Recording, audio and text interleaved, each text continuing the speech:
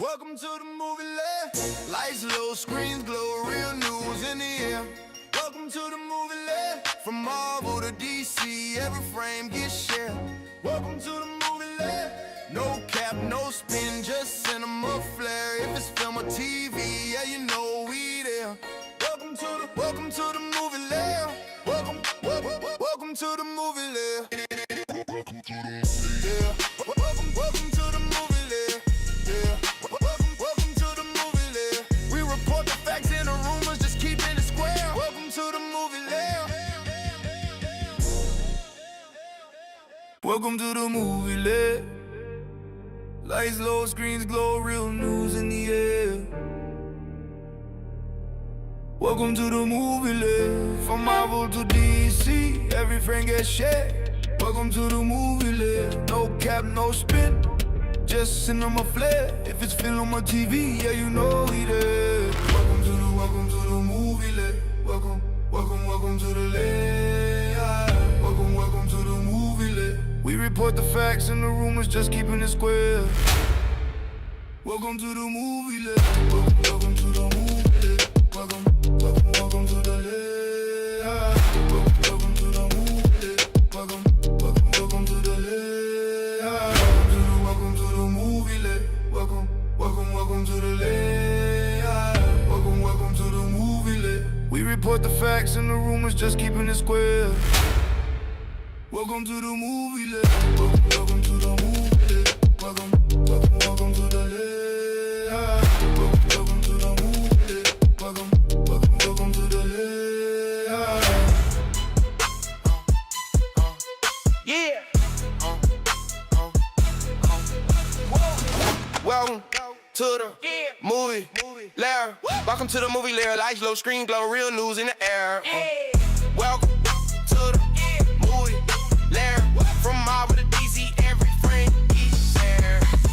Welcome to the movie Lair. No cap, no spin, just cinema flair. If it's full TV, ain't no we air. Welcome to the movie Lair. Welcome to the Lair. Welcome to the Lair. We report the facts and the rumors, just keeping this plan. Welcome to the movie Lair.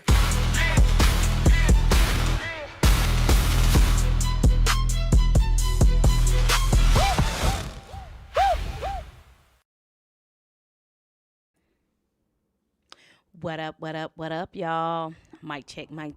Can you hear me? Can you hear me now? What's up, y'all? I'm late. I'm sorry. Just can't never make it on time, but I'm here. Aiden, are you still in the chat, AD? Aiden, if you still here, I got your computer today. I got to test it out. See if it's working. How y'all doing, man? I don't think the show's going to be too long today. Every time I say it's not going to be long, it still ends up being long. We ain't really have a lot of action this week. What's up, Princetta? Princetta says, hey, Tina. Hey, Princetta, how are you doing? How has y'all week been? Hopefully it's been great. Billy is waiting, says, what's up, everybody? What's up, Billy? What's going on? Hopefully y'all are having a good week, man. Not a lot of Marvel news this week, seems like, the Doomsday and Secret Wars rumors are starting to kind of slow down a little bit. Seems like Marvel done kind of clamped down on the leaks. We ain't been getting a lot of information these past couple weeks. So we don't have a lot of Marvel news this week. Just a lot of general movie news. We are going to talk about Sadie Sink's 5-project deal. I have feelings about that. Y'all know how I feel. Beastie Aiden, if you still in the chat, let me know, little brother. Let me know if you still in the chat, Beastie Aiden. I got to tell you something, bruh. Other than that, man, how y'all doing? Hopefully the week is going well. Think we're going to have a good show. We always do. Billy is waiting said, I missed last week, but I laughed my ass off when I saw it was 3 hours. You know I was stressed. You know, is that when I had guests on? And then I might have a guest today. Y'all know I was stressed doing 3 hours. That's my limit. It's a long time. Dan the Man says Sadie Sink got a 5-movie deal. That's what they saying in the streets. That's what they saying in the streets. Y'all know I have feelings about that. Y'all know I have feelings about Sadie Sink. And Sadie Sink, you know, if you ever end up on this side of YouTube and you see me talking about you, it ain't got nothing to do with you personally, okay? I respect you as a young lady, as a young actress. It's never personal, okay? It's just, you know, my feelings about Jean Grey. What up, Lawrence? No, Lawrence, we are called the Lair family. You know, like Tina LockLair, the movie Lair. It's the Lair family. You know, that's what we are. The movie Lair. Y'all are my Lair family. That is what we call 15-minute film review says you need to follow Tina LockLair. You do. Show do. I think we're going to have a good time today. I'm missing some people. Where is the magician? Magician is always here. Where's S. Jaddix? Where are my 2 troublemakers? Where are they at? Lawrence is here. Dan the Man here. Culture Maid, where you at? Q, where is Q? My military guy. You know, we got to always check on Q, our military man. Where you at, Q? Lawrence, you know, Sadie Sink. I'm just having to take it in every day, just taking it in. Dan the Man said, I thought you'd be happy not to ban folks today. You know, I've learned it's just a part of the culture over here at the movie Lair that we just have to ban people. It's just, I don't think we have a good stream unless I threaten to ban somebody. Lauren said, I missed some of the guys' stream. What guys? You talking about the Dre and Blue and Planet Fanatics? You missed some of their stream? Them the only guys I know. I think we finna go ahead and get this party started. 7:15. You know, I'm here for a short time and a good time, not a long time. So we finna get this train running and get this thing up out of the train station. Let me get my stuff pulled up here. Y'all know we not finna be here forever. So let's go ahead and get this intro up. What up, y'all? Tina here with the movie Lair, and we are on episode 13, 2026, the start of April. We're in a new month. You know, this year is kind of flying by. And on this show today, we're going to be discussing Michael Jackson, his movie, the box office. You know, what are the box office projections? We're going to talk about the Supergirl trailer. I went to watch the drama last night, and I have feelings. Niece Zendaya, I have feelings about that movie. And, you know, we got a little Marvel news. Not a lot of Marvel news this week. But let's get into it. Let's go ahead and get this thing rocking and rolling. All right, y'all, I got the itinerary up so y'all will know what we talking about. There y'all go. For y'all people who listening on audio, we going to be this is schedule. Tight ship. This is the itinerary. We got Scream 8, Elizabeth Olsen, Weapons, Zendaya. Ryan Coogler has a new TV show coming out. We're going to talk a little bit about I Love Boosters. Did y'all see the drama that's going on with Jonathan Majors and the Ben Shapiro movie? They got some stuff going on over there. So those are the first 7 topics. And then we'll talk about the MJ movie, the Supergirl trailer. We got a little information on some background information with XMen Apocalypse. We'll talk about the Sadie Sink deal. Y'all know how I feel about that. A potential Black Widow is going to be in Doomsday. And then we'll talk about some Dr. Doom Secret Wars information. But y'all know how I rock. Let's get into this thing. And once again, I always appreciate everybody who takes time to rock out with me. And if you're listening to it on audio only, I appreciate y'all. If y'all checking it on Replay Gang, I appreciate y'all too. But let's get into it. First topic. Let's rock out. So, the franchise being led by Ghostface himself, Scream, they're moving on with another movie.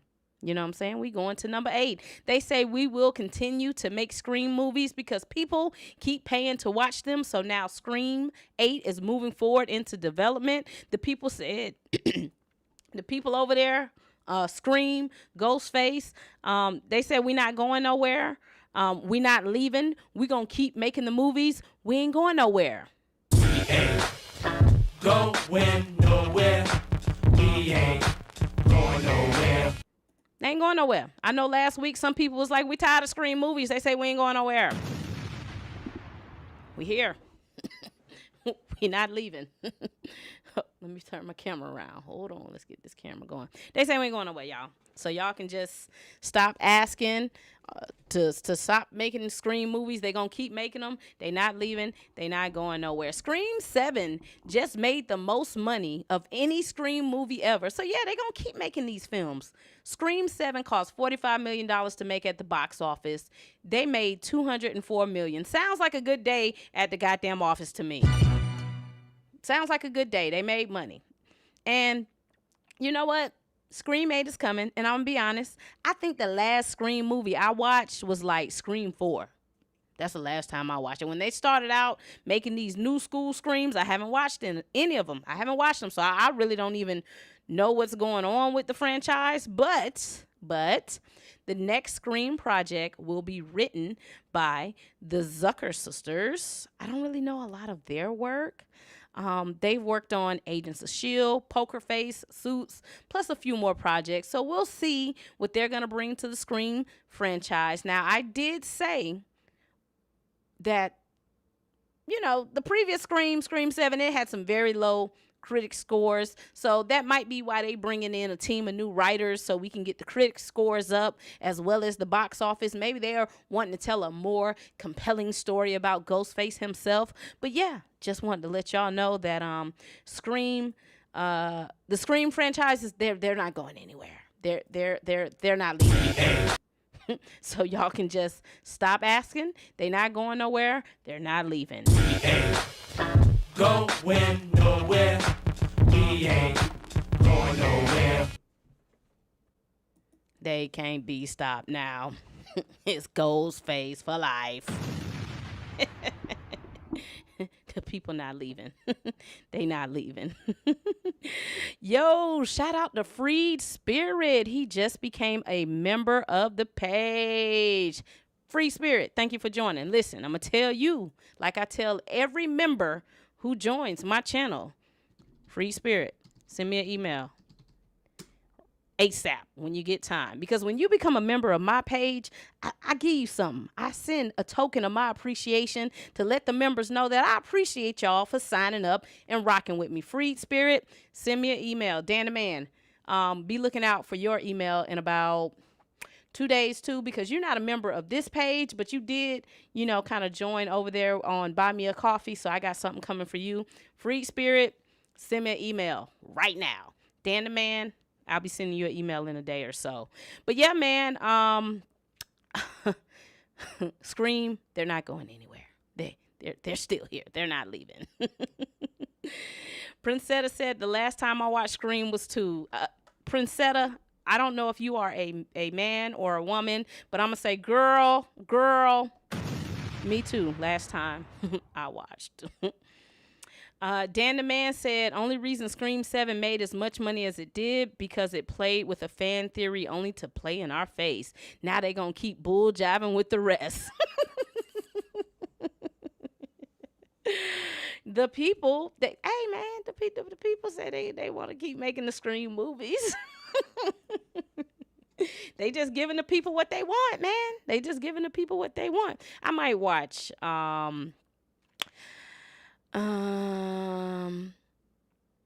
might watch it. Go back and get caught up on all the Scream movies. What? Y'all, some more news just broke with this Jonathan Majors movie. Y'all, this just popped up on my Twitter because I went to check my DM for Torian. They said Jonathan Majors fell through a window on the movie set. we're going to talk. Let me bookmark that because we're going to talk about that when we get to the section on that movie. Torian, I just, I saw your DM. You said you sent it this morning. I did not see it. They did not give me a notification, so I'm glad you tagged me. I'm glad you tagged me. Mr. A said, Tina, you never checked your email. I never got an email from you. I don't think you sent it to the right place. Because everybody else, I mean, you can ask Dan the Man, you can ask Culture Mate, anybody that's ever sent me a email, I respond. So resend it again, Mr. A, because I never got an email from you.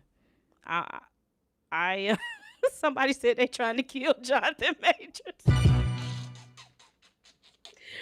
Mr. A, copy.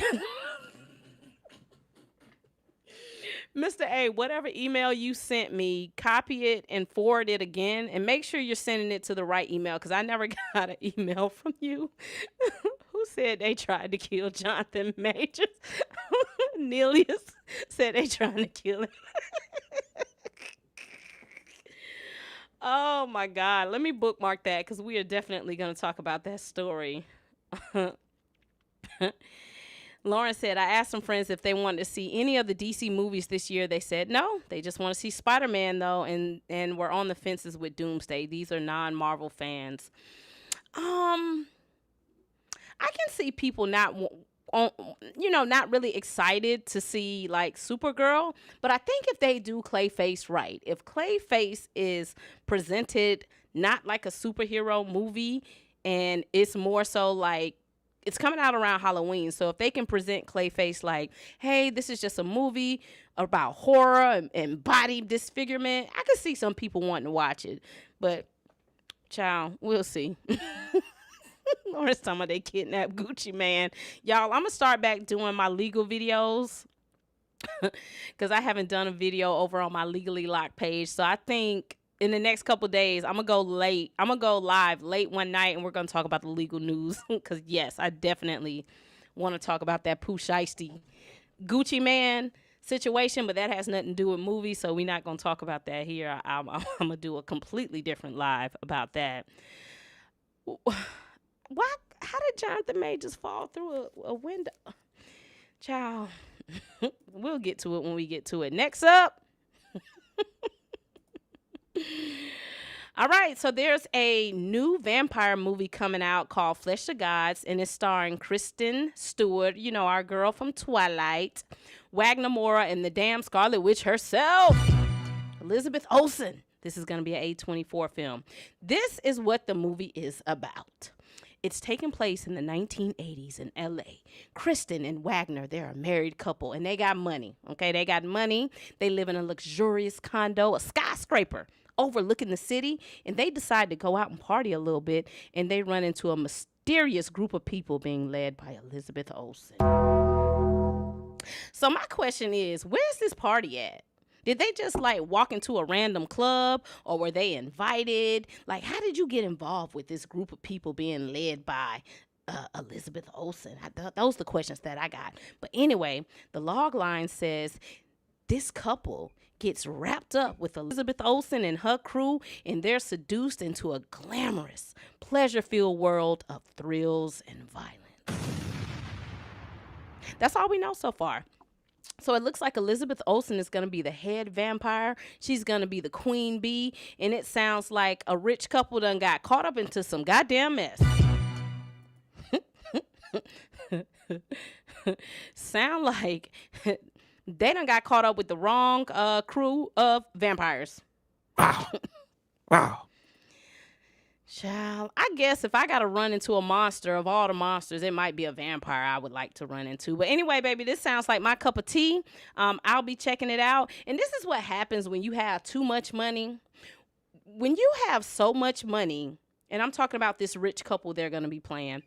When you have so much money and you've vacationed all over the world, been on yachts, skyrise condos, drunk the best liquor, you done ate the best food, you get so goddamn bored, you end up hanging with some goddamn vampires. Oh, shit. Just to try something new. You bored. You like, hey, these people look creepy, but they look like a good time. This is my type of party, my type of movie. I'm going to check this out. Who does not want to see Elizabeth Olsen being a vampire? I do. This is my type of movie. Do y'all think y'all will check something out like this? It's going to be an A24 film. My type of tea. Lauren said, is it a vampire orgy? I don't know. You know, vampires loves a good orgy now. It might be. Lord, is my little cousin still in here? I hope he not. But y'all know vampires love a good old orgy. They love a good old threesome. Princetta said they can do a vampire film and we still can't get Blade. I mean, to be fair, this ain't Disney. I guess all the other movie studios is like, hey, we can show y'all how to make a vampire movie, even though Disney can't figure it out. So, to be fair, this is not Disney. Dan the Man said, Kristen returning to vampires. Yeah. Dan the Man says, how is the back room not on your list? I got put onto the original A24. I got put onto the original this year. A24 is doing it justice. Is the back room the movie with Chiwetel Ejiofor? Let's see. Back room movie. Yes, okay. That's the movie with Chiwetel Ejiofor. I saw that trailer and I like horror movies. I like thrillers, but that one didn't pique my interest. I don't know about that. Jay the informant is here. Don't get banned. Don't come in here with no foolishness. Xavier says, Lizzie in a vampire movie? Sign me up. She said, I can see Elizabeth as a vampire. Me too. Seems like she likes this type of dark energy. She likes witches and vampires. I can see it. I can see it. Dan the Man said, little cousin, tell him to stay away from the streams. He be in here. He just put a message in here and said he was here. I don't know if he's still here. Maybe he left. He ain't but 10 years old. You know, them kids' attention span, he not finna watch all this for too damn long. So he might have done left, because if he was in here, he would have left another message. But when he first came in, he said, hey, Tina. His name Beastie Aiden. Billy is waiting says, I like Wagner, so that got me interested. Yeah. All right, next up, what we got? Gladys child. So, are y'all here for the Weapons prequel? Do y'all think Weapons need a prequel? And I just want to say, all y'all people in the chat, y'all convinced me to watch Weapons because y'all told me it was a good movie. And I'm being honest, I ain't really like it that much. I ain't really like it. But anyway, do y'all think we should be getting a prequel around Gladys? So, for y'all that don't know, there was a movie out called Weapons, and it made a nice little penny at the box office for it to be a horror movie. And the standout in the film was, of course, Aunt Gladys. Yeah. Now we are about to enter spoiler territory, because y'all got on me last week for not telling people there were spoilers coming with Dune. So now we're finna start talking about spoilers with Weapons. So if you have not seen Weapons, we finna hit spoiler territory, okay? Spoiler alert, spoiler alert. You don't want spoilers, you better skirt. Spoiler alert. You don't want spoilers, you better skirt. You better skirt, get the hell on. Because we finna talk spoilers. So, in the movie's Weapons, all the kids in a particular classroom wake up out of their bed at like 3 o'clock in the morning, and they all just start running. I'm talking about they just running out the motherfucking house. They gone.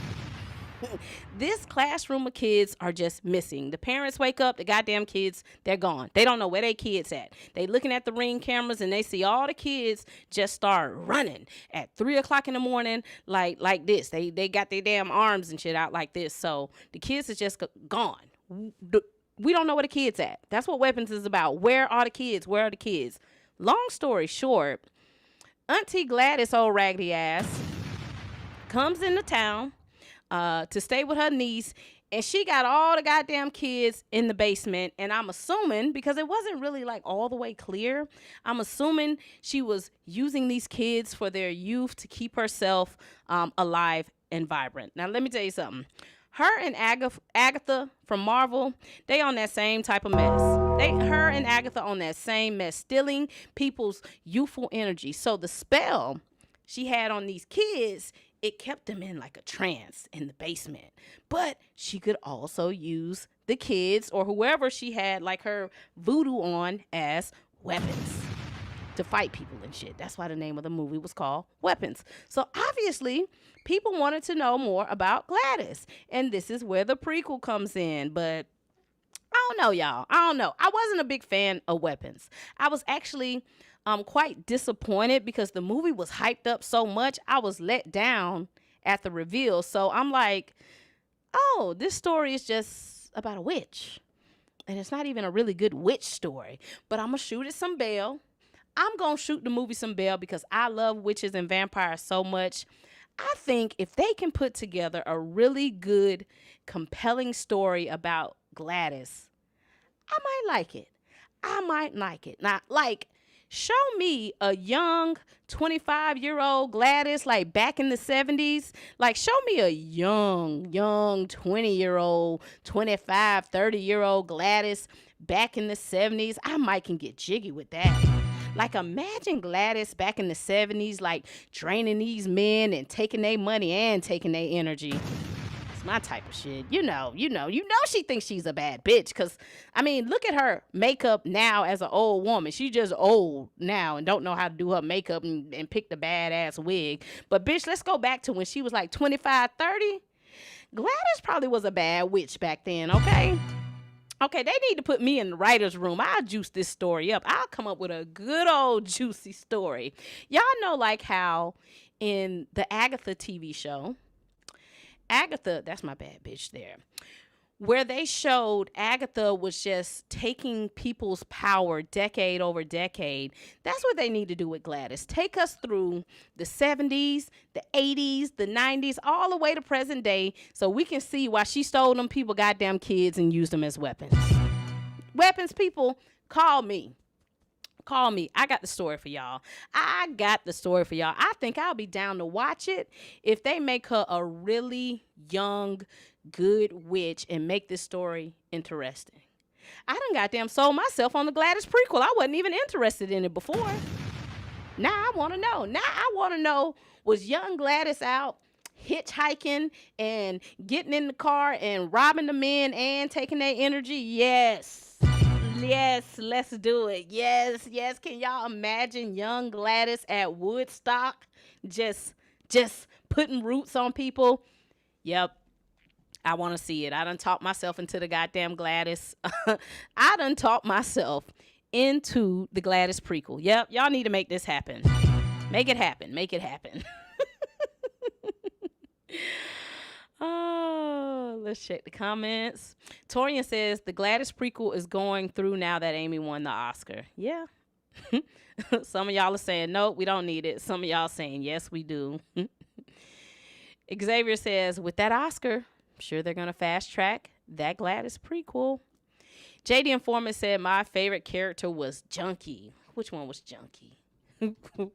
Was that the one who just wanted to get the money for the reward? Yeah. Bless his soul. Mr. A said, we don't want that. As Shattuck says, stand ready for my arrival. I wonder who they will cast as young Gladys, and does old Gladys narrate? Yes. I think they should go find somebody unknown. Yeah.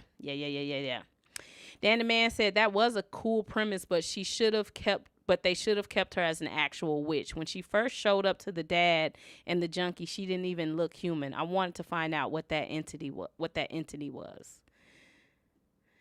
JD Informant said Weapons should have won Oscars and a Grammy at the BET Award. See,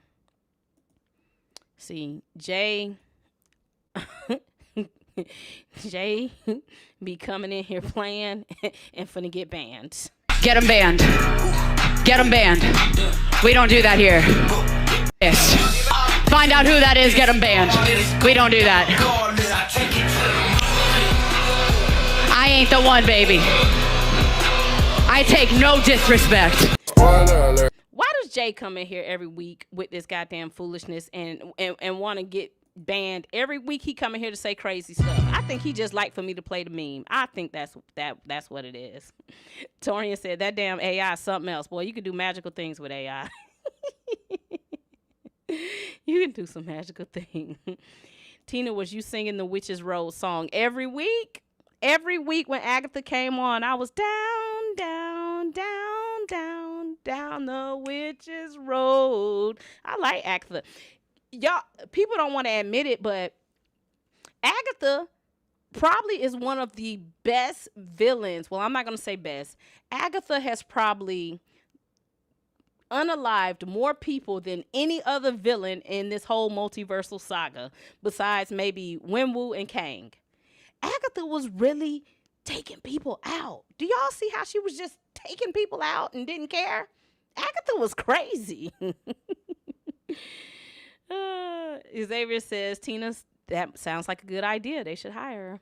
Torian says, was Gladys even her real name? Child, we don't know. I think it was because remember, she was the auntie to the niece. And the niece was like, Aunt Gladys coming into town.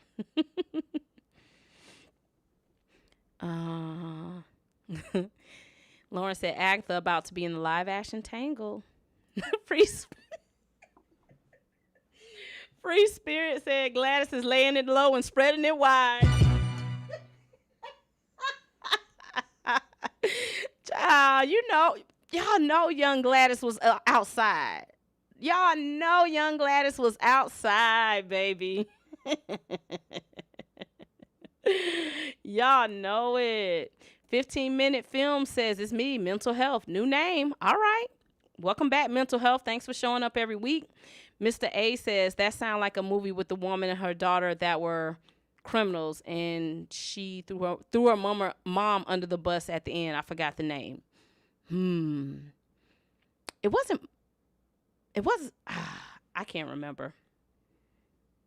Lauren said she had them body stacked. Agatha was not playing. Me and my homeboys was arguing, and we were talking about like the villains of the multiversal saga.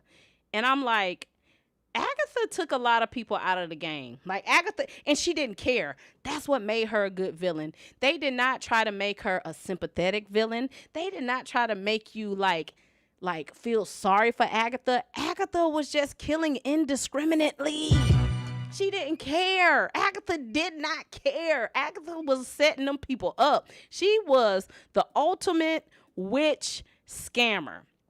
She was the ultimate witch scammer. Agatha was not playing. And you know what? When it was all said and done, Billy was sitting back looking like all this shit was a scheme. Well, it could have been a scheme that Todd set up for him to come to you with the bush. That's how Wiccan was. Wiccan was like, oh, this shit was just a scheme. Damn Agatha. Agatha was the best villain.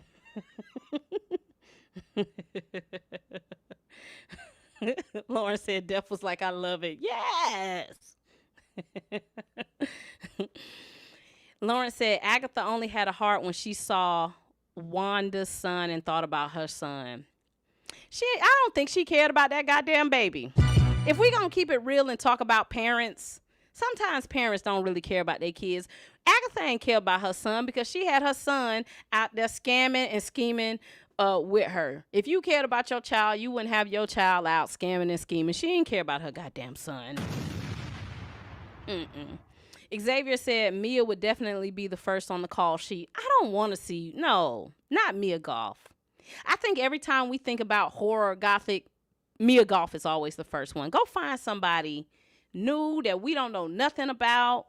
But they of course, because they do have to sell the movie. So it's like, do you go and get a A-list or B-list actress to sell the movie, or do you go get a no-name actress who nobody knows, and then you bring in, some type of male co-star, Oscar Isaac, somebody with a little bit of clout to help sell the movie? I don't know, but I don't want to see Mia Goth. I don't want to see like any of the girls. I don't want to see Elizabeth Olsen. I don't want to see none of the girls. I want this to be somebody like new. Go find somebody new. Mr. A said it was called Monsters. You're right. That's what it was called. They played by Charlize Theron. Lauren said she don't mind getting nasty too, and Gladys was on Demon Time. Gladys wasn't playing. All right. What we got next? The drama. The drama.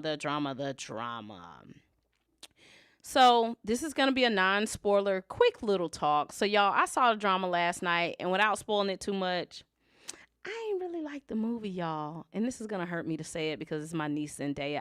I didn't really like the movie. I felt like the movie did not know what it wanted to be. So now I need to go and watch all the press and interviews around this movie because I purposely tried to avoid all the conversation around this movie because I was told there was a twist in the film, and I didn't want to know the twist. And somebody told me the twist a couple years ago. I forgot, and And to be fair, it really wasn't even a twist. I don't think what happened in the movie was a twist. I don't think people should categorize it that way. It wasn't a twist. It was just a plot point in the movie. But I am curious why Zendaya took this role. And the reason I say that is, if y'all follow me on Twitter, I put this on Twitter. I said this movie is pretty much extra diet vanilla Malcolm and Marie. This was just like the white people's version of Malcolm and Marie. If y'all saw that movie with Zendaya and John David Washington when they was in the house and they argued and fussed and fight all night, this was white people Malcolm and Marie with less hollering and screaming. That's what I felt like the drama was. So I didn't like this film. I didn't like it. Are y'all gonna watch it? Do y'all want me to tell you what it's about? You want me to spoil it? Or do we need to wait a couple months and come back and talk about it again? Y'all want me to tell you what the spoiler is? Or y'all want to wait until y'all see it? Billy is waiting said, definitely not a twist. Yeah, there was no twist. Everybody's like, oh, it's going to have this massive twist. It wasn't a twist. It was a plot point.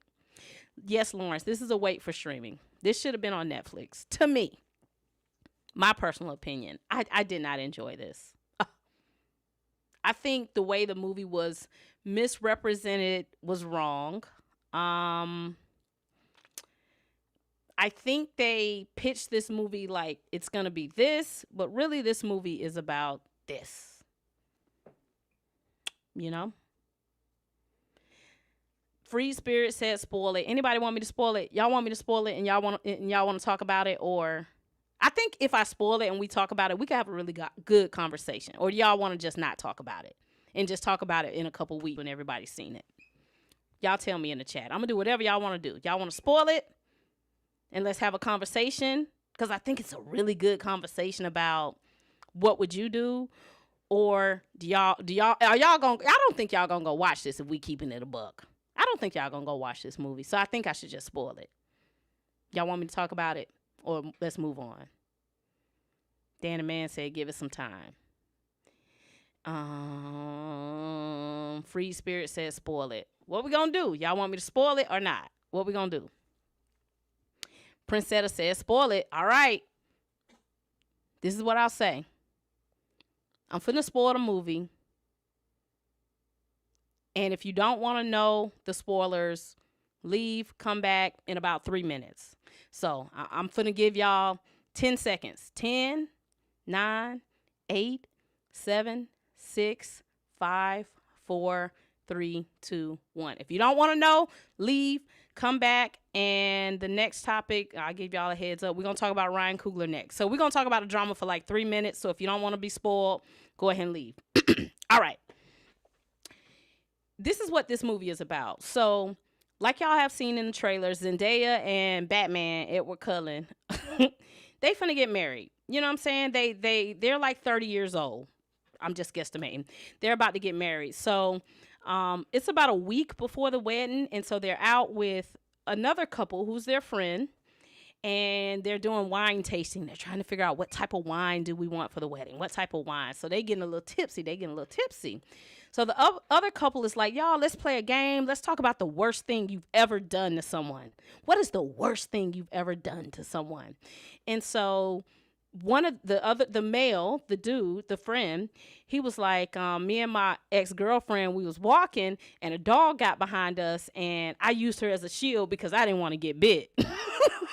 So they're talking about like the worst things they've ever done to people.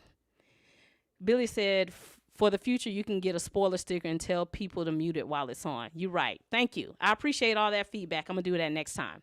So the one of the friends is like, the worst thing I've ever done is me and my girlfriend was walking and a dog was chasing her and I used her as a shield. I didn't want to get bit by the dog. Cool.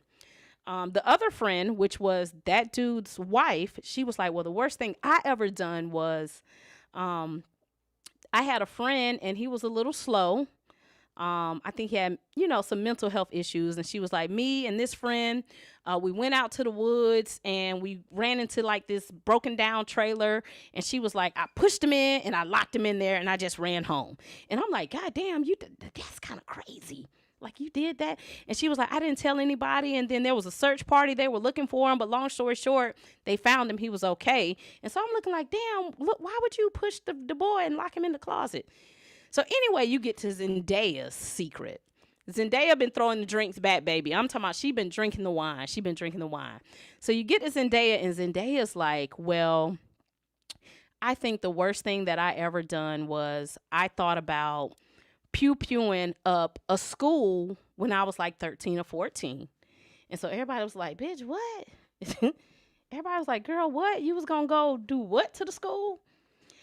And she was like, mind you, she's drunk. She was like, yeah, I was getting bullied. Well, she didn't tell them, but she was like, yeah, I was going to do it. And so they looking like, bitch, you really was going to go light your school up? And she was like, yeah, I was going to go do it. The rest of the movie is about Robert Pattinson trying to decide mentally, am I going to marry this girl? Because I just found out that she was almost a school pew-pewer. And so I'm thinking, I'm like, and maybe this is wrong for me to think this way. We grew up in hip hop culture, and I'm in the South. It's guns everywhere. Every day we cut on the TV, somebody's shooting somebody. But they really made her feel really bad about having this thought.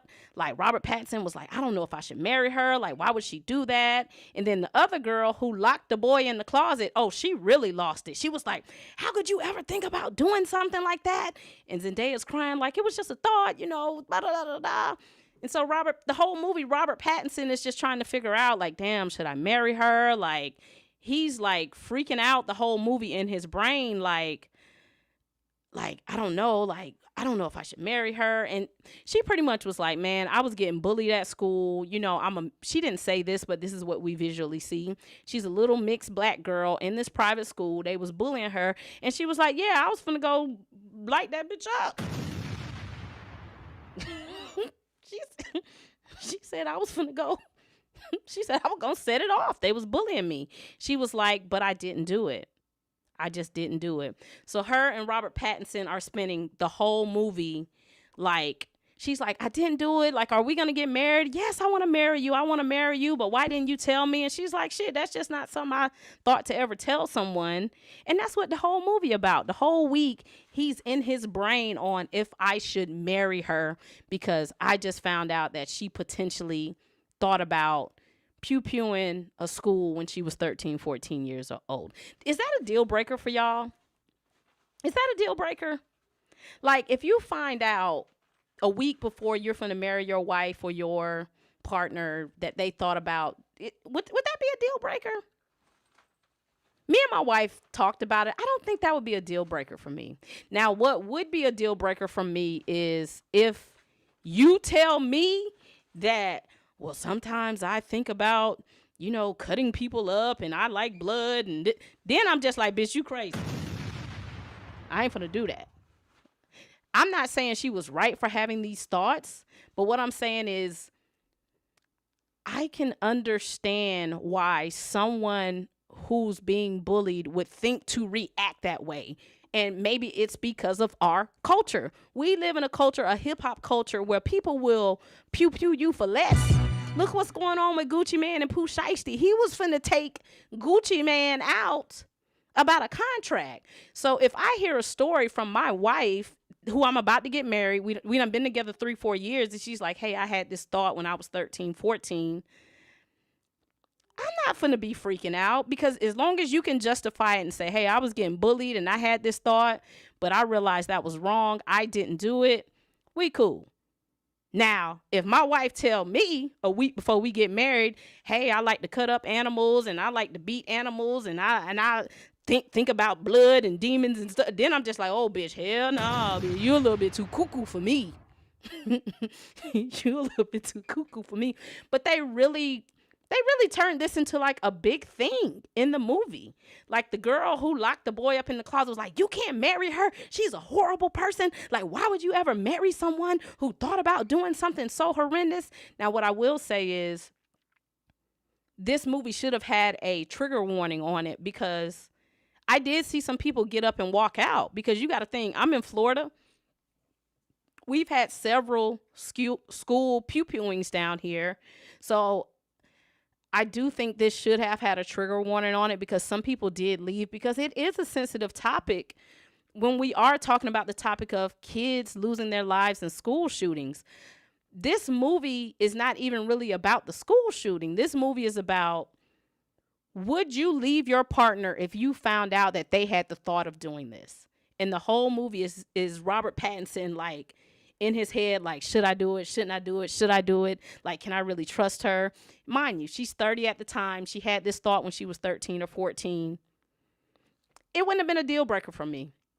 And it's because we are surrounded by so much violence. Maybe we're so I'm so desensitized to gun violence.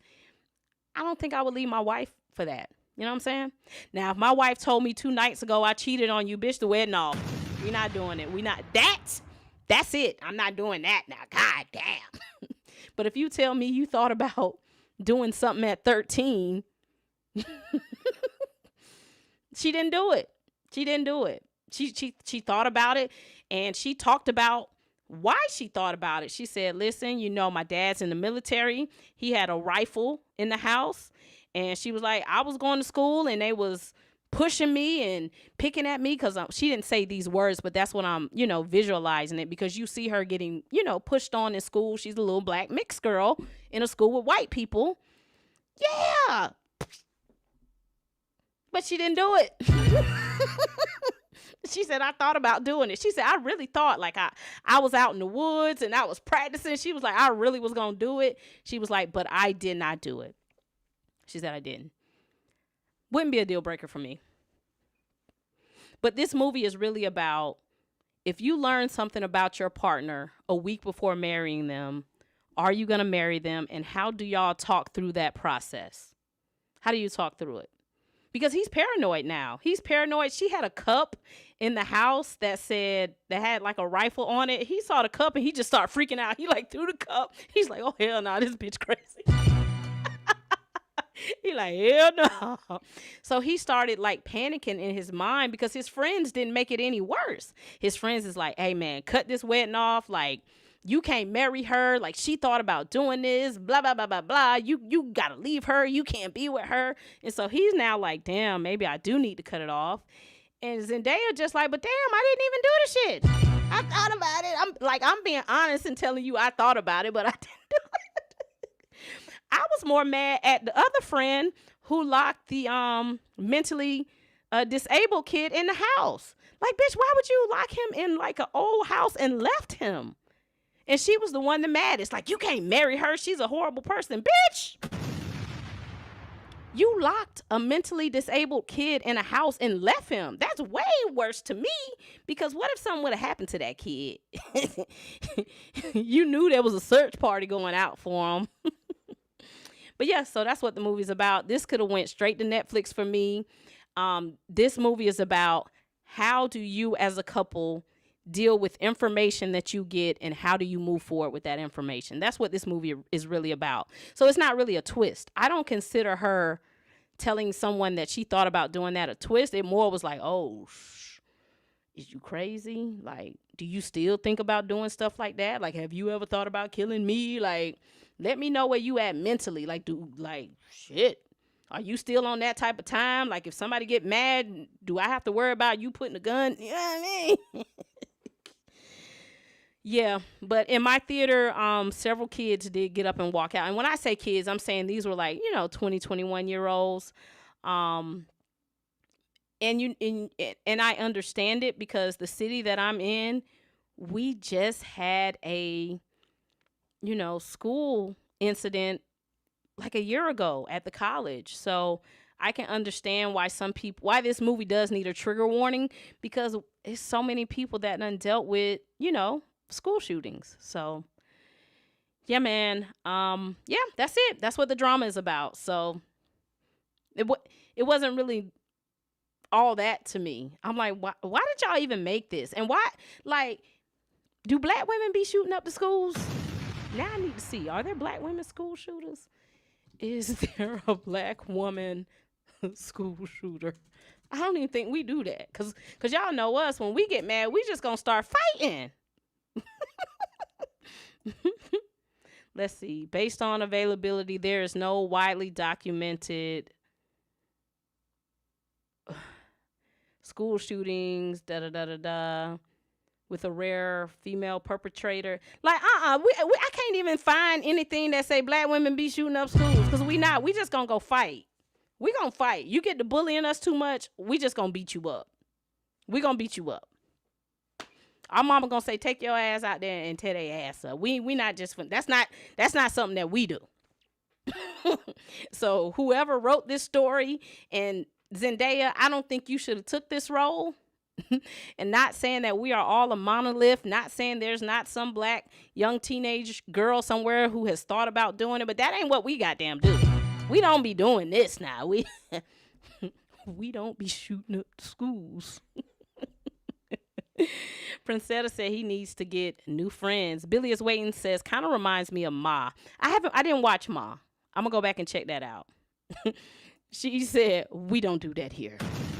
We don't. Not black women. We don't do that. We got some stuff we do. We might cuss you out. We might push you, but we not picking up a rifle and going in school and just lighting it up. That ain't what we do. Mr. A said there was one in Michigan by a black dude. Keyword, a black dude. Black women don't do that. Billy is waiting said, yeah, the marketing definitely set you up to think it was a weird sex thing or something. The reveal was like a flashbang. Yeah, it was just like, Jay the informant said Ma was crazy. She went after her bully kids. That's right. I did remember seeing that she went out. Yeah.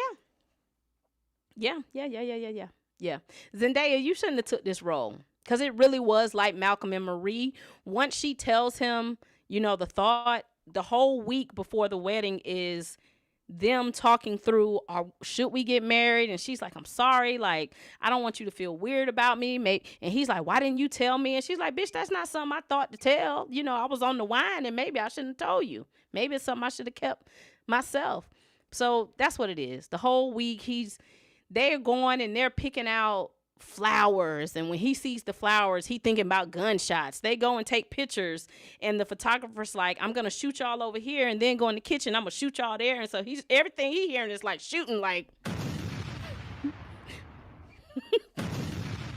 he hearing gunshots everywhere. He just paranoid, like, I don't think I can marry this bitch. So yeah, that's what the drama is. Zendaya, girl, you shouldn't have took this one, girl. I didn't like this one for you. Now, she acted her ass off. Like, she did a good job, like, being that vulnerable young girl. She did a great job acting in it, but, girl, you shouldn't have took this. And this probably was written and directed by some white people. We black women don't be shooting up the schools. That ain't what we do. We don't do that. But yeah, everybody's pitching it like, oh, it's this big, what did they say? It's this big twist. That's not a twist. That's just a plot point. Because you learn very early on what it is. She's like, hey, I thought about doing this. I didn't do it. I was out in the woods. I was practicing. I was writing their names down. I knew who I was going to get, but I didn't do it. That's why when I was in school, all the little, like, weird kids, I hung out with the weird kids. I hung out with them. I hung out. Look, the little gothic kids that wore the all black and the kids that used to get bullied. I used to go sit at the lunchroom table with them because I already knew if you ever had the thought to light this thing up, just know I was there with you. You know what I'm saying? I don't believe in that bullying stuff. I don't believe in that, because you bully people, you never know what they gonna do. I don't believe in that. I always hung out with the weird kids. Hey, you okay today? Anybody bothering you? Let me know. Why I got Brave in the bowl up here? All right, y'all.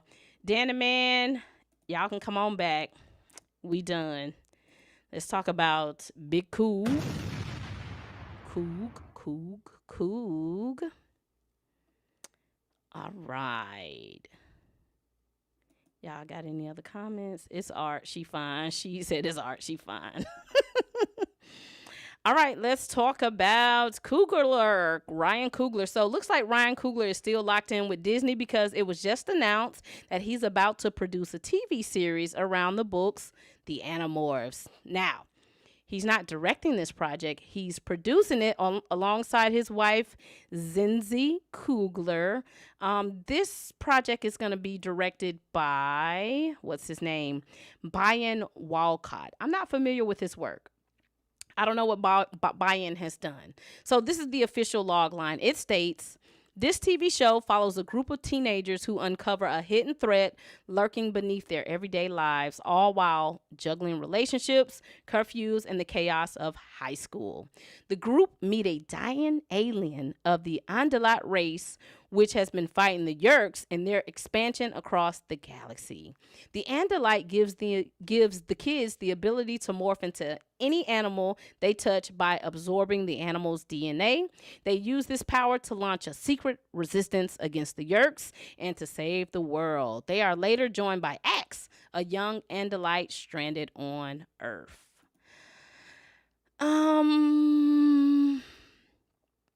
Now, The Animorphs was a very successful book for young kids. However, this book really shouldn't have been for kids. There was a lot of weird stuff going on in these books. It was like 54 books in the collection, if I remember.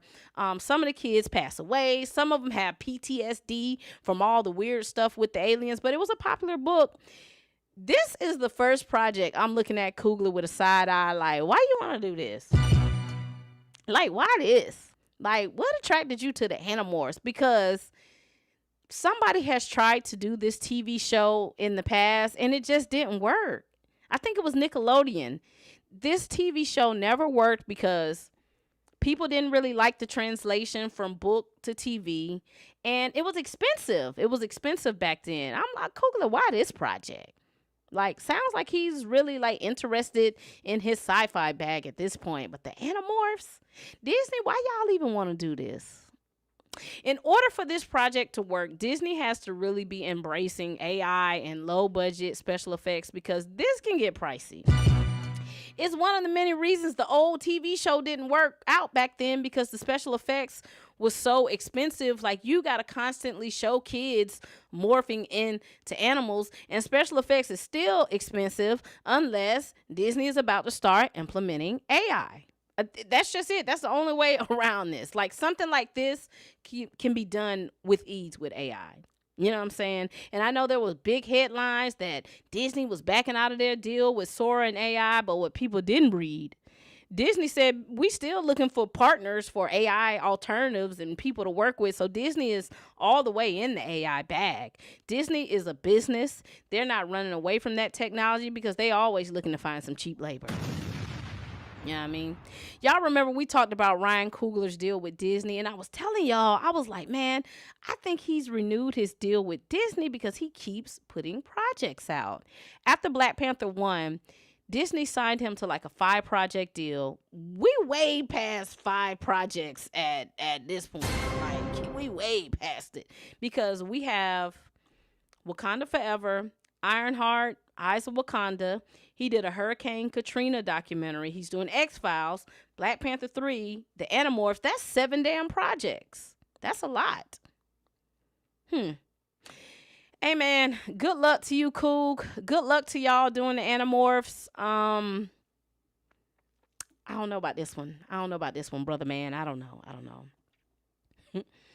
S. Jaddick says, did Coogler not read the Animorphs like he didn't read Black Panther? The series had like 50 books and gets dark as hell, especially in those last books. Andre Ware says, I'm looking forward to Animorphs, yet I'm still recast T'Challa. Andre said the books were great. Mr. A says, the next step for Coogler is the AFDB and their $50 billion Black Creative Initiative. This would kill Hollywood, though. I'm going to check your email, Mr. A, and we're going to talk about that next stream on Friday. S. Jaddick says, should be the animation. If it's an AI project, then Coogler putting his name on that ain't smart. It ain't. I mean, he not directing it. He just producing it. And Disney's not running away from AI. That you just can't. Anyway, these corporations are going to try to save money. They going to try to do it. They going to do it. Ryan, Zenzi, good luck, y'all, on the Animorphs. Good luck. I don't know why y'all want to do that. Next up, have y'all seen the trailer for I Love Boosters? The movie looks good, and I've been trying to avoid spoilers, same as, the drama with Zendaya, because I think it's a little bit more to the story than just black folks stealing. A couple of my friends saw it at South by Southwest, and they said they really, really liked the movie, but they're also big fans of Boots Riley too, so, and he's the director. But I told him, I'm like, don't tell me anything about this movie. I just want to kind of go in and enjoy it, because no different than The Devil Wears Prada, I just love movies about fashion and the fashion industry. So, like, I'm down for I Love Boosters. Y'all remember a couple months ago, I told y'all that there's supposed to be a Set It Off sequel coming, and I talked about how I thought it was a bad idea. I'm like, don't do Set It Off Part 2. Come up with an original idea around a heist, or if you need to do a rob the rich and give to the poor type movie, don't do a sequel to Set It Off. Make it something new. Just do something new. Now, I'm not saying I Love Boosters is like Set It Off. What I'm saying is this is an original idea.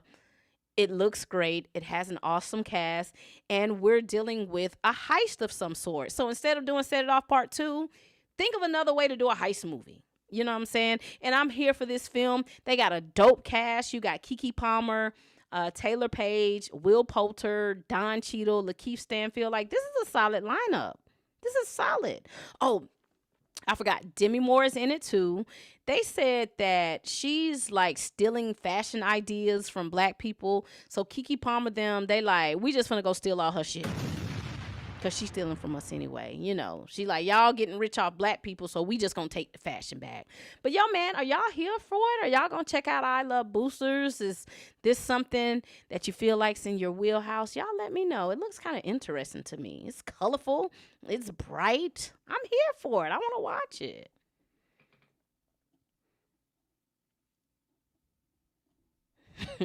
Lawrence said, I'm all for that movie. Same guy who did Sorry to Bother You. Andre Ware said, I'm watching it. S. Jaddick says, Boots Riley is a unique experience. Yeah, he is. Lawrence said, this is basically an original Set It Off. Yeah. I'm like, instead of doing Set It Off Part 2, just do a heist movie and don't call it Set It Off. Because, and I think when we talked about it, Issa Rae's supposed to be involved with it. I'm like, Issa, girl, don't do no Set It Off Part 2, because you're just setting yourself up for failure. Issa Rae, just come up with a new heist idea, something like this. Like, this is new. You know what I'm saying? Free Spirit said, I'll wait for it on the stream. JD Informant said, not sure. Usually with Keke, I walk away. However, The Burbs on Peacock was pretty good. Okay. All right. We at the hour point, y'all. Let's take a commercial break so I can get some water. And then what's the next topics? What we got after commercial break? After commercial break, so y'all know where we at. We have the Jonathan Majors and Ben Shapiro movie drama. Then we're going to talk about the Michael Jackson movie, Supergirl trailer, XMen Apocalypse, Sadie Sink, Black Widow, and Doomsday. So that's our itinerary, y'all. That's our schedule. And then at the end, I think the good brother Torian might pop in. Yeah, Torian said he gonna pop on and we gonna talk about some stuff. So I'm about to hit a commercial break and get some water. I'll be back. Commercial break with the movie Lair. Grab some water and some snacks. Meet back here. Commercial break with the movie Lair. We cover rumors and movies, all that here. Commercial break with the movie Lair. Grab some snacks and pull up a chair. Commercial break with the movie Lair. Wakanda to Gotham, we talking all that here. Commercial break with the movie Lair.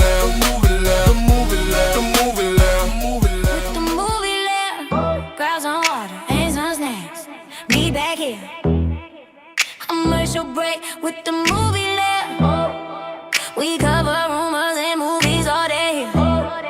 Commercial break with the movie Lair. Grab some snacks and pull up a chair. Commercial break with the movie Lair. From Wakanda to Gotham, we talking all day. Commercial break with the movie Lair.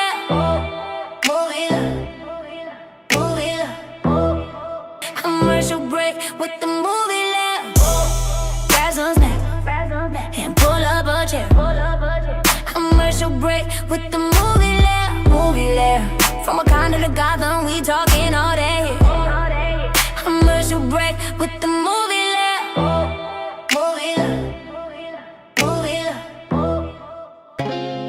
Commercial break with the movie Lair. Grab some water and some snacks. Meet back here. Commercial break with the movie Lair. We cover rumors and movies, all that here. Commercial break with the movie Lair. From Wakanda to Gotham, we cover all that here. Commercial break with the movie. Grab some popcorn and snacks. Pull up a chair. Commercial break with the movie Lair. The movie Lair. Cover rumors and movies, all that here. We cover rumors and movies, all that here. Commercial break with the movie Lair. From Wakanda to Gotham, we talking all that here. Commercial break with the movie Lair.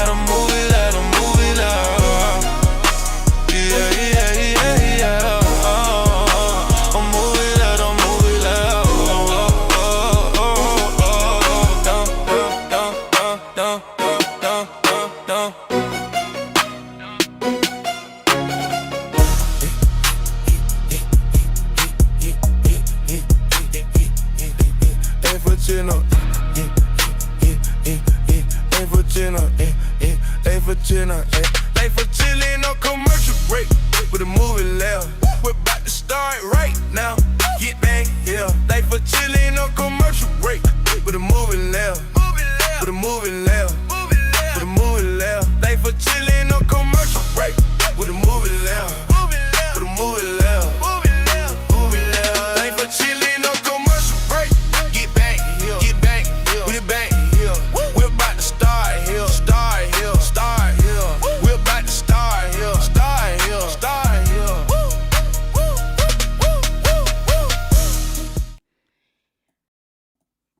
Uh-oh. All right. I'm back. Got my water. Next topic, we finna talk about Jonathan Majors. Lord, I don't know what they got going on over there, y'all. We finna talk about our cousin Jonathan Majors. Let me get my little hat together. I don't know what John done got in over there. Got into it. Oh, Jonathan Majors. All right. Have y'all heard about the little drama that's going on with the Jonathan Majors movie? Well, for y'all that don't know, Jonathan Majors is currently filming some kind of war movie with the Daily Wire and Ben Shapiro. And they said the people done damn walked off the set. They said the people done walked off the set. They done called a strike. They said they walked off of the set. This is some of the people in the production due to labor concerns. Now, we don't know what those labor concerns are, but whatever it is, some of the people involved with the production have walked off.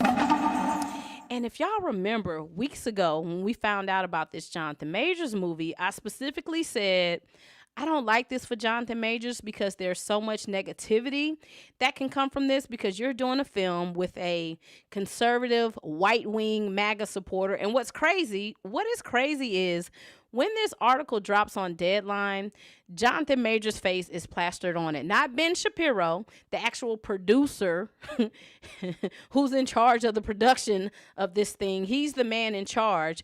Why they got Jonathan Majors' face all on it? Y'all acting like Ben Shapiro is not some well-known face out in the world. He's a content creator. He has facial recognition. Why y'all didn't say people are striking on the set of Ben Shapiro's movie? Y'all put Jonathan Majors' face all on this. This is crazy. So anyway, the movie is currently under production in South Carolina. Some of the crew walked off the set, like I said earlier, and Ben Shapiro said, we ain't worried about that. They said, we don't give a damn. They said, we'll bring some people in. Now, of course, the labor union is telling people, don't take a job working with them because we on strike. Don't be no crab. Do not be a crab. If we are striking, don't you other people come in and suffer whatever's going on that set. Don't be no crab. Now, here's a statement from Ben Shapiro and the producers. They said, and I quote, "We're too busy being badasses, blowing shit up, flying helicopters, and killing movie terrorists to concern ourselves with 4 assholes with signs on the sidewalk and their illegitimate strike." So Ben Shapiro and his fellow producers is like, we don't give a damn about them people. They said, we don't give a damn. We making our movie. We don't give a damn. Now, y'all, this article came out like a day or so ago. So I wrote all this up a couple days ago. About an hour ago, they said Jonathan Majors done fell through the goddamn set through the window. So now we got to pull that article up and see what's going on with that. That wasn't even included. Let me pull that up for y'all. Hold on. Jonathan. What? Oh my God. Okay, so we're finna read this, y'all.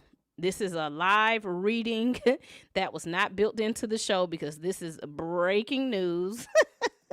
We do not know how severe this is. So let's just read it and see what's going on. All right, it says, just over a week after several crew members walked off the South Carolina set of Jonathan Majors' upcoming movie with concerns about safety. Hold on, I'm skimming. They're saying things got more serious as safety concerns grew over the past 5 weeks of production. Producers have not denied any of the below allegations, but when reached out for a comment, they said, we don't negotiate with communists. What? Deadline spoke with several crew members who have since stopped working on the production, who say the strike effort gained steam at the top of last week after Jonathan Majors and his co-star accidentally tumbled out of a window while filming a scene. What? How do you accidentally fall out of a window? The incident was captured on video obtained by Deadline, which is embedded below. Y'all, we got a video. Maybe it's not too bad. Y'all think we over-exaggerating? We're finna see the video. Multiple sources confirmed the Deadline that the accident occurred after the window was replaced with an unsecured sheet of tempered glass to be purposely shattered in a later stunt scene that did not involve actors. Since the tempered glass was only sitting loosely in the window, both actors and the sheeted glass fell about 6 feet to the ground. Ooh. The actor, not Jonathan Majors, the other actor required stitches all over his hand after the incident. One crew member said, when we arrived on set after the incident to help reset the scene, when I got there, nobody mentioned anything about people falling out of a window. It seemed weird. Reps for Jonathan Majors have not returned to comment. Where is the video? I'm going to have to do a separate video about this. Where's the video of him falling through the... Hold on, y'all. I can't see the video. Hold on, y'all. I'm trying to find the video and it's not coming up. Hold on. Watch Jonathan Majors video. What the hell is... Bruh, I can't find the video. This is what happens when I'm not prepared. You see how the show gets thrown all the way off and it's not flowing succinctly? Hold on, I'm going to see if I can open up another browser and find the video. 6 feet seems kind of high. Okay, I think I may have the video here, maybe. Okay, I got the video, y'all. Hold on. Hold on. Let's remove this. John. This why we told you not to go over there and get fooled up with them people.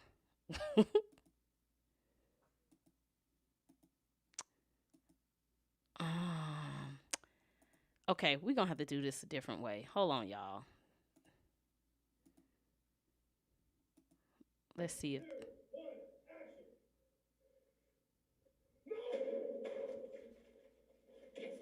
Oh,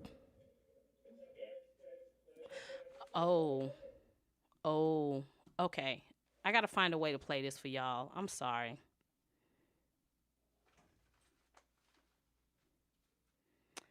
Oh, Chrome is acting so weird and it won't. Okay, maybe it's playing now. Hold on, y'all. I think I got it. Hold on. I am sorry. Okay, here is... And it looks like he accidentally fell unexpectedly too. And if he fell 6 feet, that's kind of high to fall unexpectedly and not to be braced for your fall. That's a pretty high drop. Hold on, y'all. Here's the video here. He's gonna fall kind of backwards.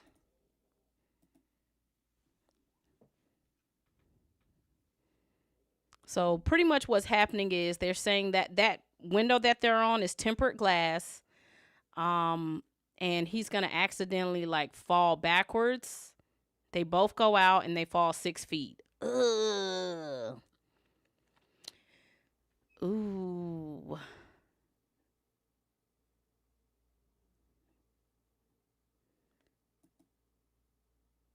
Y'all go down there and help him. Y'all sitting here looking and shit. Man, Jonathan. Nephew. Y'all talking about 6 feet is high. I'm trying to put 6 feet in my head. Like, how high is 6 feet when you accidentally fall? Nephew.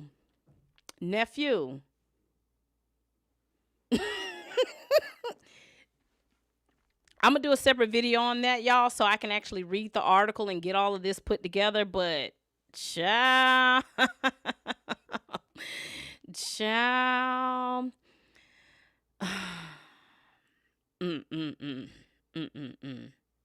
Y'all remember a couple weeks ago when we talked about Jonathan Majors taking this role? Y'all remember a couple weeks ago when we talked about Jonathan Majors taking this role? And some people in the chat was like, well, why aren't black directors in the industry not reaching out to him? Maybe that's why he's working with Ben Shapiro, because where are the black creators out there who can give him a job? And y'all remember I said there may be people out there who want to give him a job, but the executives or distributors may be turning these projects away because of, you know, not wanting to really deal with him. I also talked about this on Dre Mack's show because Dre was very passionate about this topic and he felt like black folks in the industry abandoned Jonathan Majors. And I was like, some people really have no idea how the movie business works, and we have no idea what people have tried to do for him.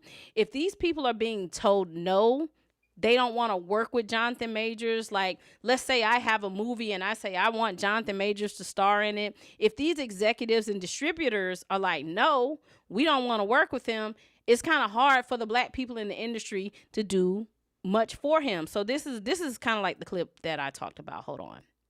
But what I will say is, this situation is tough because let's say hypothetically, all right, walk with me. Let's say you are Will Packer or Antoine Fuqua, or I'm trying to think of somebody outside of Tyler Perry. Let's say you're Issa Rae, Will Packer, Antoine Fuqua, and you have this idea for a movie, right? Let's say that. Let's say these people want Jonathan Majors. They say, hey, I want Jonathan Majors in the leading role. You then have to take this movie to Warner Brothers, Netflix, Paramount, who am I missing? Disney, and say, hey, this is the movie I want. I want Jonathan Majors to be the leading man. Most of these studios are probably going to say, hell no. I don't think like these black creatives are shunning him. It's just when we don't own shit, when we can't create our own movies and produce them and put them out without Netflix, HBO, Warner Brothers, Paramount, it's hard. So I'm going to speculate that there probably has been people who wanted to work with Jonathan Majors, but when they go sit down in that room full of the whites, they probably say, no, find somebody else, not him. All right, so y'all pin that. Remember, I said that weeks ago, maybe even a month or so ago. I talked about how, you know, when you go and sit down in them rooms and pitch something, and if them executives don't want it, it's nothing you can do. Pin that, because that brings us to the next topic. Hold on. I don't know if y'all saw this. Marlon was talking with Shannon Sharp about how when him and Sean was pitching their TV show, a lot of executives was like, we don't like John Witherspoon, get rid of him. Check out the clip. They didn't want John Witherspoon. They didn't want him. They thought he was too ghetto. They thought that John was too country, that he was too Detroit. You know, that Detroit player, brother. You know, John has a very, distinct personality, exactly. But he was very John the ghetto. They didn't want him as our father. Me and Sean was like, we don't want no other father. And they was like, either you replace the father or you don't get on our air. And we said, we're not replacing the father.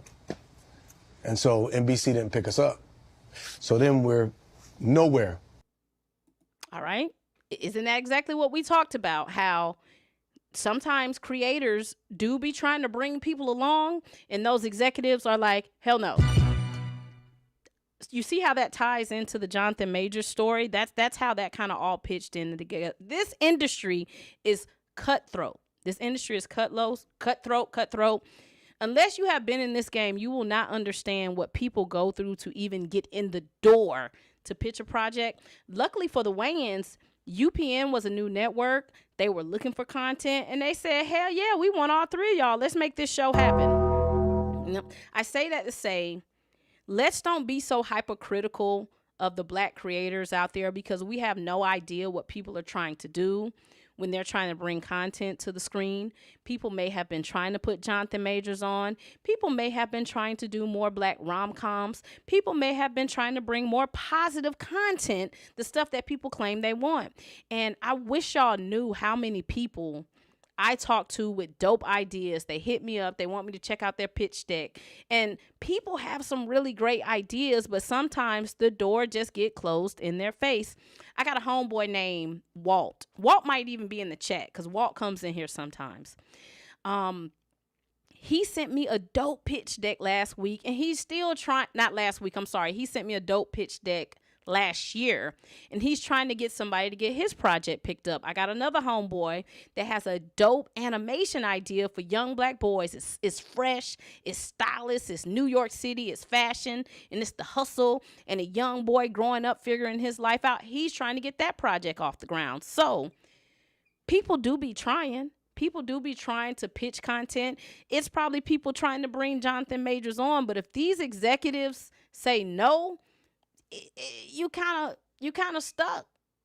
And sometimes these executives do not want to invest their money if they feel like they're not going to get their goddamn money back. That's the reality of it. That is the reality of it.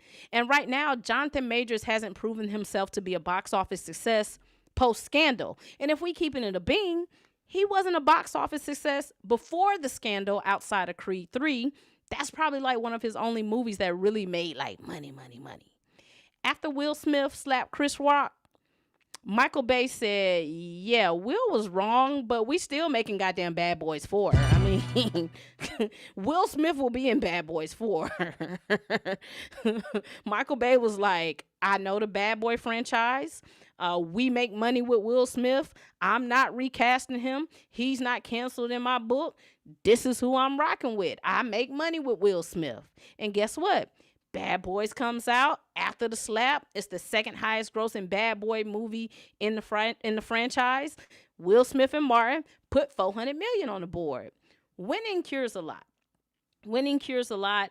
And Jonathan Majors just does not have that.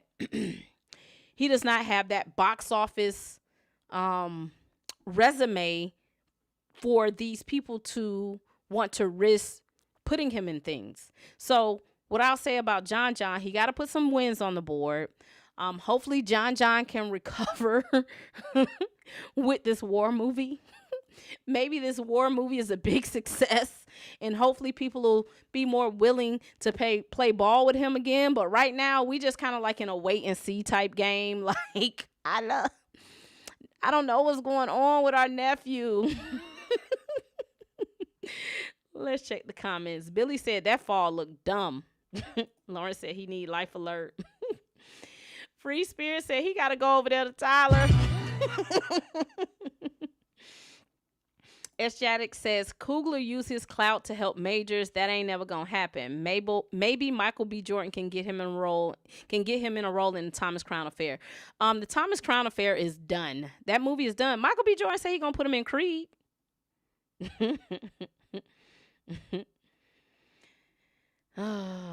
Lauren said John made the show. That's right. Yeah, John Witherspoon. John Witherspoon is an OG, man. He is an OG. Torian said, I wonder how many times Adam Sandler was turned down because of his associations. Xavier said, I can only imagine all the great ideas that never get made because of no. Cat Williams warned him and others about the bed that you have to lay in. JD Informant says, Tina, question, how much on a movie would you spend if Majors was in it? He is not a superstar after the incident, but what do you think? I think around 35. So are you asking me, if I make a movie, how much would I be willing to invest if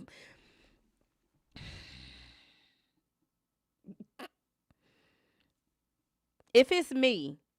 And let's have a real conversation, because this is where people start getting a little ruffled up when we start talking about the movie business. I work in finance now. This is my 9 to 5. If it's me and my homeboys and we all getting together and we want to do a movie, and if Jonathan Majors is the lead, $5 million, maybe. Now, if Jonathan Majors is 4th on the call sheet, 5th on the call sheet, and it depends on who number 1 is on the call sheet, that's a different conversation. Because at the end of the day, I want to make money. I don't want to invest $5 million in a movie and my money just gone. Because guess what? I'm going to be sitting home mad as hell thinking about what I could have done with that $5 million. So, and that's how these executives really think. If we keeping it a bean, this game is about money. Y'all saw that incident going on with the kid, the Bulls player, who, I think he's going through religious psychosis. They let him go off of the team. They let him go. You better believe if that was LeBron James saying the stuff that he was saying, they not finna kick LeBron off of the team. They gonna send his ass to rehab.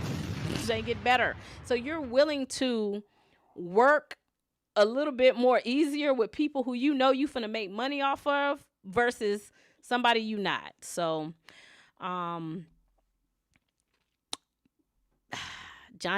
nephew. I don't know the answer. The answer to me is I don't have the answer, y'all. Jonathan Majors is in a very tight spot. Hopefully he shakes out of it.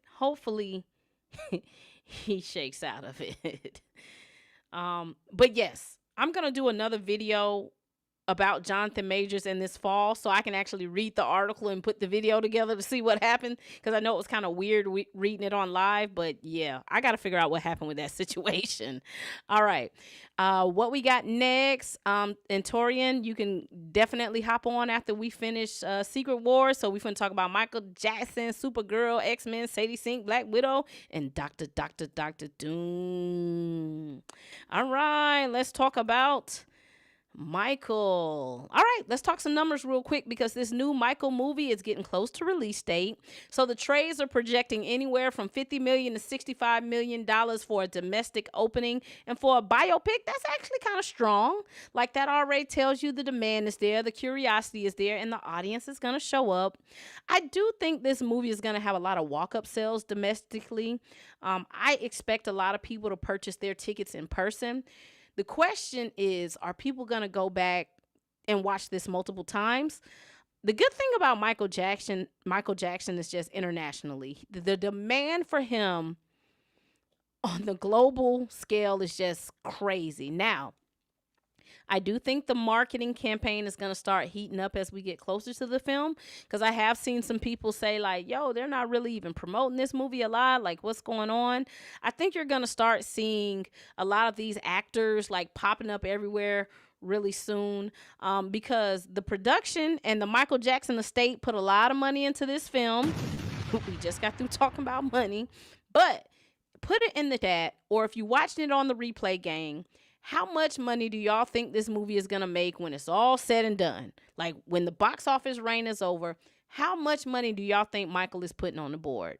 And what I'm going to do is I'm going to write these numbers down, put them in the chat, and we're going to come back in 2 months to see where everybody lands. Put your guesses in the chat. I'm going to say, this is my guess, I'm going to say 1.1 to 1.3 billion. I think that's where I'm falling. I think that's where I'm going to kind of land at right there. Now, I saw an interview with Antoine Fuqua, and he talked about how Coleman Domingo was doing hair and wardrobe testing, you know, getting his hair right. They checking on his clothes and stuff, while Jafar was filming the last tour or the last performance, like, with his brothers when he was with the Jackson 5. So Antoine Fuqua is supposed to be over here filming Jafar, right? He said Coleman Domingo walked out, and Coleman Domingo looked so good. He was like, hey, man, I know you're not supposed to be filming today, but I need you to go over there right now and get in that goddamn scene right now. He said when he saw Coleman Domingo, he was like, yeah, go on set right now. He also said that Coleman Domingo had a little method acting going on, like he stayed in character as Joe Jackson on set. So, man, I think Coleman Domingo is definitely going to get an Oscar nomination for this role. He's such a phenomenal actor. And to put him next to Nia Long, who has to play such a poised role as Catherine, it's just going to be perfect. They are going to be the perfect couple put together on screen. I can imagine this movie possibly getting an Oscar nomination for Best Cast, because when y'all see everybody who's in this movie, like, it's loaded. It is loaded with talented people in this movie. Now, this movie has to make money because the people running his estate, his lawyer, John Branca, they really screwed up royally. The estate lawyers screwed up because they allowed the case that Michael Jackson settled with a little boy. They put it in the movies, and the lawyer of the estate didn't care enough to go back and look at the paperwork to see if they could even use the story. So how this information leaked to the family of that young boy, I don't know. If the family somehow found out and the family called their lawyer and said, nope, absolutely not, my child will not be used in this movie. So they had to scrap all that stuff that they filmed, bring everybody back. I heard they had to do 20 to 30 days of reshoots, and that's a lot of money for reshoots for a biopic. Like, that is such an amateur move on John Branca, the lawyer's part. Like, how did y'all not even go back and read the old settlement? That means y'all didn't even care to get into the settlement details in the movie. Y'all had full-on intentions of glazing over the negativity of that case. Now, as far as Paris Jackson is concerned, she had some things to say about this movie that wasn't super positive. She said, Michael's diehard fans will love this movie because it makes them essentially feel the fantasy of her father, which kind of proves my point. When y'all thought about telling this story, let's keep it a buck. These people are going to create a fantasy around the allure and the great things about Michael Jackson, and they may not be telling the full truth. So y'all lawyers didn't even care to go back and read the settlement details because y'all knew y'all wasn't even going to tell the full truth of the settlement anyways. And nobody knows the truth but Michael's estate, his lawyers, and maybe them goddamn kids. So I think she has the right to be concerned with this film because them kids, even though we can say what we want about them goddamn kids, Paris, Prince, and BG, they're beneficiaries to the trust of Michael Jackson. And if we keeping it a buck, there's a reason this movie is getting made. And Paris and them kids and them family and the family members, they know exactly why John Branca, the lawyer, is very adamant about this movie being made. And the reality is, we just talked about this, it always comes down to money. I like more than check. It's all about money. They're making this movie for money. I was watching the Good Brothers over at Planet Fanatics, and some of them felt like Paris should just shut up and collect her check. But I would also be side-eyeing these lawyers because they be on some grimy stuff, man. And that mistake that John Branca them made, the lawyer, probably cost Michael Jackson's estate $10 to $20 million in reshoots. I would be pissed off. That money did not come from the studios when they got to go in and do that reshoot. That money came out of the Michael Jackson bank account. So yeah, if I'm Paris, I'm probably pissed off too. I would be checking his ass too, because it's like, how did y'all make this type of mistake? And the movie's production company, I want to say Universal is doing this movie. I can't remember. But since it was a mistake on the lawyer's part, the movie studio said, hell, we ain't paying for them reshoots. Y'all got to pay for that shit. So if I'm Paris Jackson and y'all finna take 10, 20, 30, 40 million dollars out of the estate to do reshoots because you, John Branca, did not go in and read the full settlement, I would be pissed off too. If I'm one of Michael's kids, I'd be like, hey man, hey man, what y'all got going on, man? Y'all know what? We need to pay very close attention to the way that John Branca, the lawyer, is portrayed in this film. Keep an eye out on that. I heard they said John Branca was all over the set and production. I don't like him.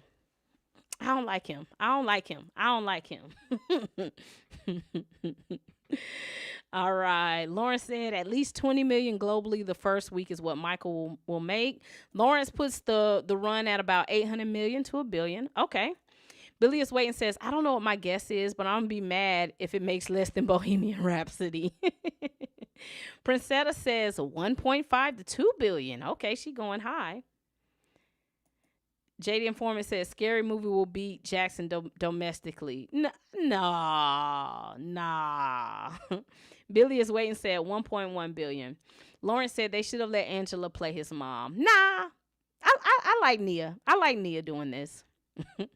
Princetta said my ass was crying from the trailer. Xavier said 1.3 million. Torian said the whole third act. Torian said, that's why I think this movie will be split into 2 parts. Of course, you got to after you done fucked up like that. How you do that?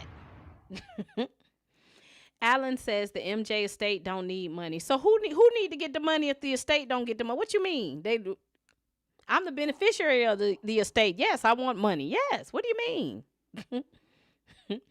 Torian said, who's worse, John Branca or Tommy Mottola? Both of they ass. Alan said Michael will make $1 billion. I think so. 1.1, 1.3-ish. We in there. We in there. All right. Little more Michael news. So people are always trying to make money off Mike. So, all right. Other Michael Jackson news. According to Variety, there's a whole documentary series called coming out called The Michael Jackson Story that's being sold across multiple international territories, meaning studios and networks around the world are buying into this before it even fully drops. People just love Michael Jackson. And that tells you right now the demand for Michael content is still crazy. Like, we're not just getting a biopic, we're getting a full breakdown of his life, his legacy, and even how his estate is still generating billions of dollars to this day. I want to watch this documentary. But let's talk about the timing, because this is dropping around the same time as the movie, and that's not by accident. That's a full-on rollout strategy. The movie, you're going to get cinematic emotions. I love Michael. The other one, the documentary, we're probably going to get a little bit more detailed story. And low-key, this could shape how people walk into the theater, because depending on how this documentary is framed, it could either boost the hype or it can bring back conversations that people don't like to talk about. We've already seen how documentaries around Michael can shift public perception quickly. So, we got to see what this documentary is about. At the end of the day, this just proves one thing: whether it's music, movies, documentary, the Michael Jackson story is still one of the most talked about, one of the most profitable, and one of the most debated legacies in entertainment history. And clearly, they're not done telling it. It will be more Michael. All right. Lawrence says his music sales are going to go up. Alan said the documentary is a hit piece to try and take down the movie. Maybe. I don't know. I haven't seen it. Maybe I don't know. I was gonna go to the early screener for Michael, but I'm not gonna be able to make it, because I'm already going to CinemaCon, and when I come back from CinemaCon, there's an early screening on let's pull up these CinemaCon dates. All right, so I'm going to CinemaCon. When I come back from CinemaCon, there's an early screening that Monday, and I'm just not going to make it, man. I'm going to be too tired. So I'm going to catch Michael on Thursday. I'm going to catch it on opening night. I did have an early screening to go to, but I cannot make that Michael screening on that Monday. I'm going to be too tired. I already know. I'm too over this shit. I'm going to be too tired. Torian says, I can't wait to hear your CinemaCon recap. Yeah. Hopefully there's some good stuff that's happening. So we'll see. All right. Oh, we jumping over to DC. We almost done. Couple more topics. So the Supergirl trailer has dropped, and I ain't gonna lie, y'all. They got me. They got me. They got me with the freaking dog. The dog. Crypto looks like my dog. I will turn the world upside down about my dog. So I look. Where's my dog? Let me show y'all my dog. He looked like Crypto.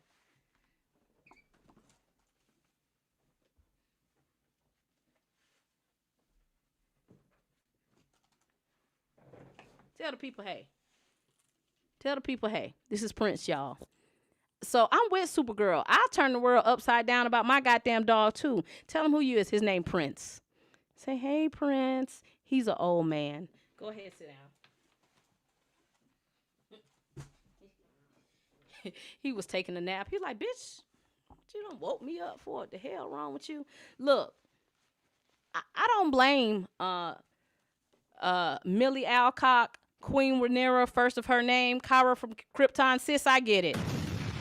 If you got to beat people up about your dog, I understand.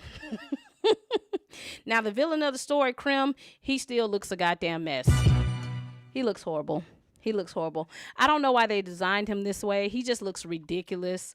Jason Momoa as Lobo is just Jason being Jason. But I am interested in this story because, once again, when it comes to DC, I'm a general audience member. I don't know like all the ins and outs, but this story looks like something I want to know about. Like, I want to know, like, what's the difference between Supergirl and Superman? I'm interested into what happened to her. I want to know, like, what the dynamics is with her and Superman. I'm bought in. They showed me the goddamn dog. Now I'm here. Now I want to know what's going on. Now, what I will say about Millie Alcock, this press run for her is going to be so interesting. I love Millie Alcock. That is my niece. She is a good time. She is a cackle. Let's read this Vanity Fair article. She says, She's aware she'll face backlash over leading Supergirl simply because she's a female superhero. The 25-year-old actor is no stranger to dealing with intense fandoms, having broke out as young Rhaenyra Targaryen in the first season of HBO's Game of Thrones prequel, House of the Dragon. She said, "It definitely made me aware that simply existing as a woman in that space is something that people comment on. We have become very comfortable having this weird ownership of women's bodies. I can't really stop them. I can only be myself." She also talked about how after she did House of the Dragon, also a TV show on Netflix called Sirens, that she didn't get any phone calls to play any roles in over a year. Yo, that's kind of crazy. That's crazy when you think about it. She was practically the lead of House of the Dragon, and she could not get a job for a year. And you know what? It's probably because she's short. That's really it. It's probably because she's short and she looks young, so you can't really cast her into full-grown adult roles. But she said after she did House of the Dragon, she was like, I'm good. I'm not doing no more big franchises. I'm not doing franchises no more. But after she didn't get no jobs for about a year, she was like, well, hell, let me go ahead and do Supergirl.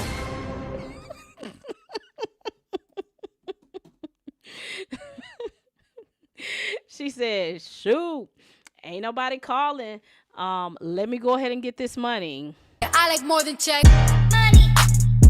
That's crazy. That's crazy. She said, wasn't nobody calling her. Now, in a separate interview, the journalist was like, did you reach out? Let's start all over. Now, in a separate interview, the journalist was like, well, did you reach out to the other actresses that played Supergirl to maybe give you some pointers? And her exact words were, and I quote, they're just people living their lives. It's not like we have this blood bond. She's like, we ain't bonded by blood. So what I heard was, I ain't reach out to them. Them ain't my sisters. Them ain't my homegirls. Like, I don't know them. Millie was like, huh? Who the fuck is that? I ain't never heard of them niggas, girl. She said, I ain't called none of them. I don't know them. She like, just because we all us Supergirls, I ain't got their phone numbers. I ain't called them for nothing. Millie is going to be a cackle on this press tour. That is my girl. She is so not Hollywood. She is so not Hollywood. She will say whatever comes to her mind, and I like that. That is my niece. Are y'all excited for the Supergirl movie? Y'all let me know. All right, let's see. Alan said, I suspect Michael will be shown at CinemaCon as the unnamed studio showing. I need to go look at my schedule. I don't think there was an unnamed studio showing. I need to check that out.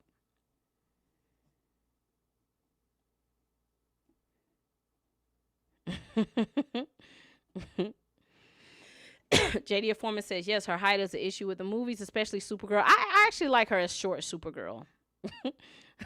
Lauren says, she said, who? That's what she said.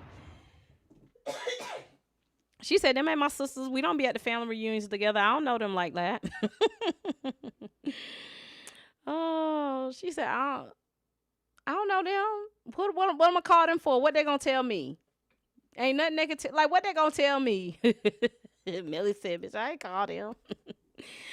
All right, let's talk about X-Men Apocalypse. So Oscar Isaac recently did an interview on Hot Ones. You can check it out on YouTube. I'm not going to play too much of it because they like to copyright you.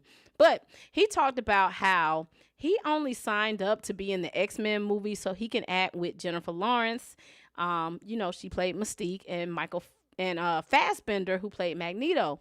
Oscar was like, yeah, I wanted to do the X-Men movie so I could go hang out with my friends. Child, he very quickly learned that he actually was not going to be able to hang out with his friends at all. He said that the suit that Apocalypse had to put on was like over 40 pounds. He said he had so much makeup on that he would get so hot, so overheated that they had to put him in like a cooling tent so he wouldn't pass out. So he found out real quick, like, dang, I really ain't gonna be able to like hang out and talk to my co-stars because I got to be stuck in this goddamn tent. You know, he found out that, damn, I ain't going to get to hang out with my friends. And then I never saw any of them because I was so overheated and like I couldn't turn. So Friend thought he was going to be able to hang out with his friends and he just couldn't. Damn. So he quickly learned that instead of being on set and having fun and hanging out with his people, he quickly learned that it was a scheme that Todd set up. Well, it could have been a scheme that Todd set up for him to come to you with the bush. Yeah, he said he ain't know he wasn't going to be able to goddamn talk to nobody. He said he ain't know the goddamn suit wore 40 pounds and I got to look like this and look like that and he ain't going to be able to interact with nobody. He said I was pissed goddamn off. Hell, I ain't get to hang out with nobody. He got scammed. He said, but he has no regrets doing the movie. He actually enjoyed his time. He ain't get to hang out with his friends like he thought he was. All right. JD Informant said maybe she don't understand networking. Talking about Millie. Millie said I don't give a damn. Millie said I come to work, clock in, do my job, go home. I don't have time to talk to them girls. I don't know them girls like that. Alan says check your CinemaCon schedule. Now I got to check my CinemaCon schedule because I did not know it was an unnamed movie. Because I thought it was all listed of who the presentations are going to be. Hold on. Let me just check this CinemaCon schedule. On Monday, ain't nothing. On Tuesday, on Sunday, it ain't nothing. On Monday, I don't see a movie on Monday. I see that Sony is going to do their presentation at 6:30. There's no unnamed movie on Monday. When I go over to Tuesday, Neon is going to be presenting. Warner Brothers. There's no unnamed movie on that day. Wednesday, we're gonna get a first look at DreamWorks animation Forgotten Island. So is that gonna be a movie maybe? On Wednesday, we get Universal invites you to a special presentation featuring footage from their upcoming slate. Amazon's going to be presenting. Ain't no movie, friend. Don't tell me where there's an unnamed movie because I don't see it on my schedule. On Thursday, we got Paramount and Disney. I don't see nothing about no unnamed movie. So, if they show Michael at CinemaCon, child, I'll let y'all know about it. All right, what we got next? Oh. Maybe, I think I got this in the wrong order. Is this my... Hold on, y'all. I got this all messed up. Oh, this is supposed to be my Sadie Sync. Where my Sadie Sync screen at? I'm all unorganized today. Hold on, y'all. Let me find Sadie. Where's she at?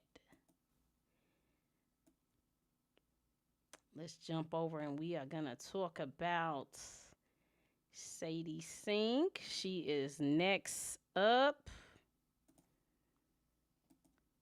Y'all know how I feel about Sadie Sync. Oh, just so disappointed. So disappointed in this. But it's nothing I can do. All right, let's talk about Sadie Sync. So Scooper, My Time to Shine Hello, is saying Sadie Sync actually signed a 5-project deal with Marvel with options for TV. And that lines up a little bit better because originally there was a rumor that she signed a 3-project deal. And I was like, y'all, 3 projects doesn't make sense. 3 projects would have been Spider-Man, Secret Wars, and 1 X-Men movie. And that's risky. If she's going to be Jean Grey, you don't sign her to a 3-movie deal and she can leave after X1. What if she dips early and say, I don't want to do this no more? But 5 projects, that makes sense. That gives you Spider-Man, Secret Wars, and then a full X-Men trilogy to kind of build her out. That's a commitment. It sounds like they're invested. Scoopers are also saying that Jean Grey may actually be the center of the mutant saga, and I'm in denial again. Because why is Jean Grey the center of the mutant saga? We just went through this.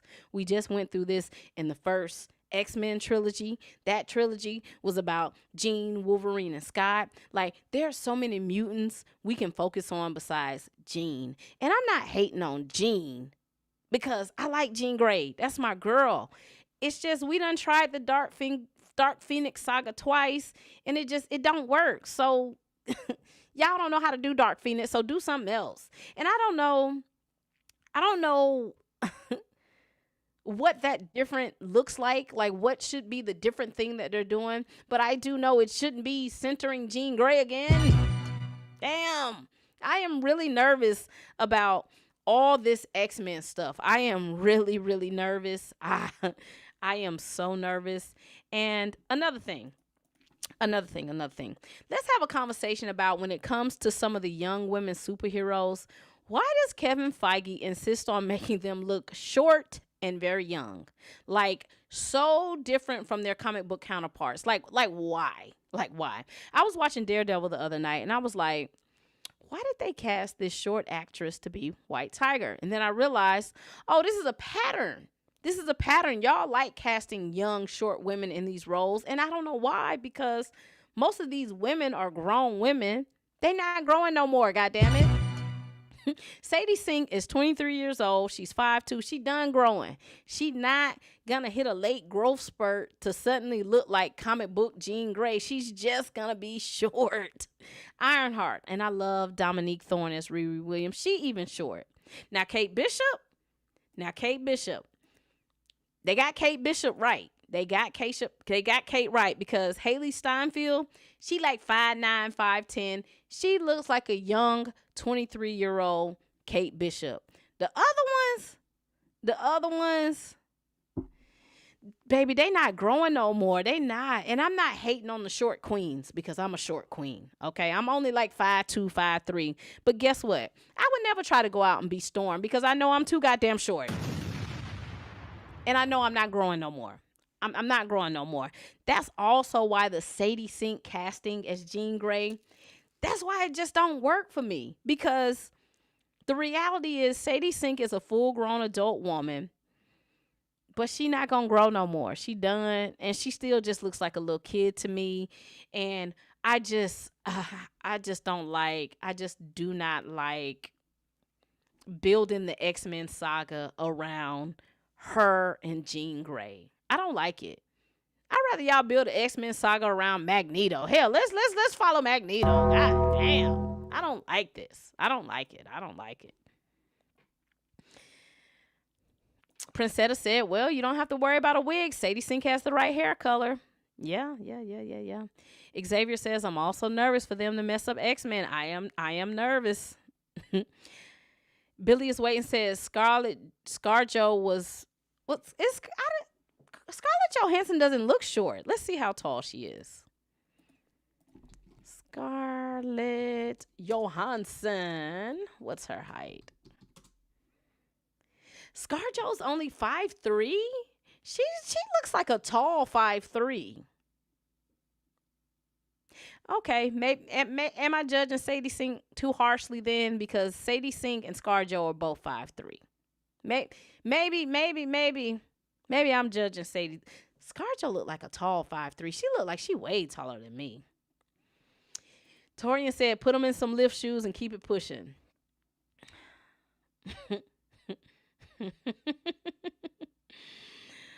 Oh. Lauren said, Jean flop. Yeah, Xavier said, hopefully they do Scott and some of the other characters justice in the MCU. I'm nervous. I am nervous about the X-Men, y'all. We done talked ScarJo up. All right.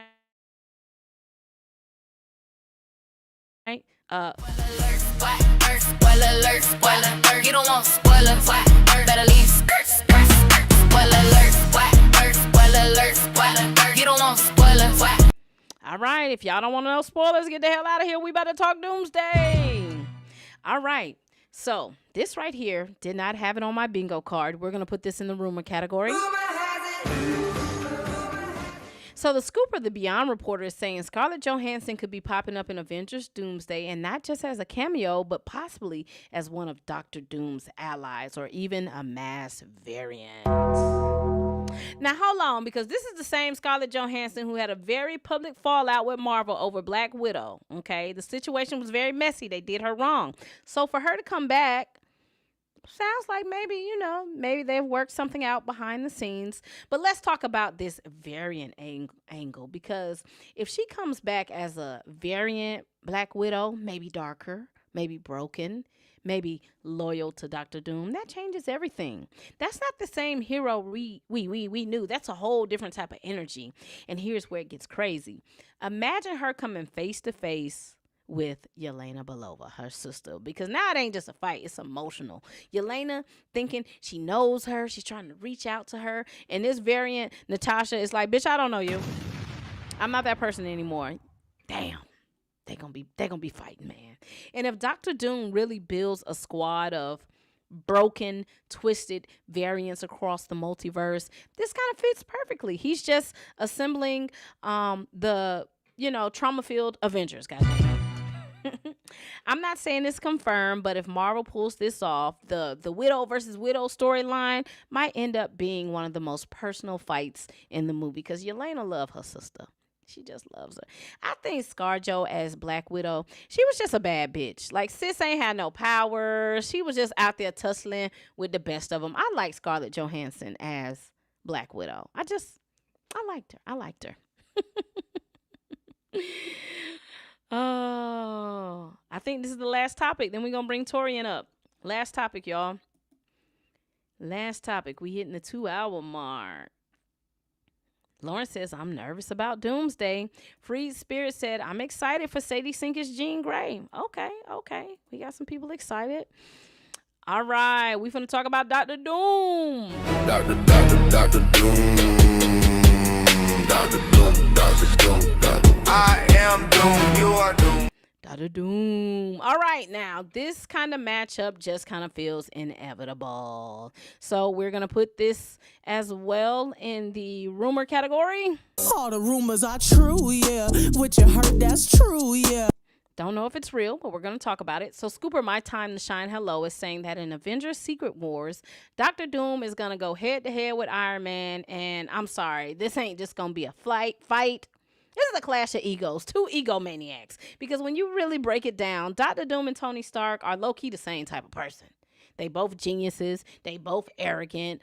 Both think they should be the one in control. The only difference is Dr. Doom don't be pretending to be no goddamn hero. Dr. Doom just gonna tell you he gonna do what he want to do. He don't be trying to be no hero. Now, depending on how Marvel decides to play this almost has to, of course, be a Tony Stark variant. But, man, come on, man. We know Dr. Doom is going to beat up Tony Stark. Like, Doom and Stark, don't get me wrong, they both have tech. But Doom got magic. He got magic. And we talked about this last week. They said he may have access to Wanda's crown, which gives him access to chaos magic. Come on, man. Come on, man.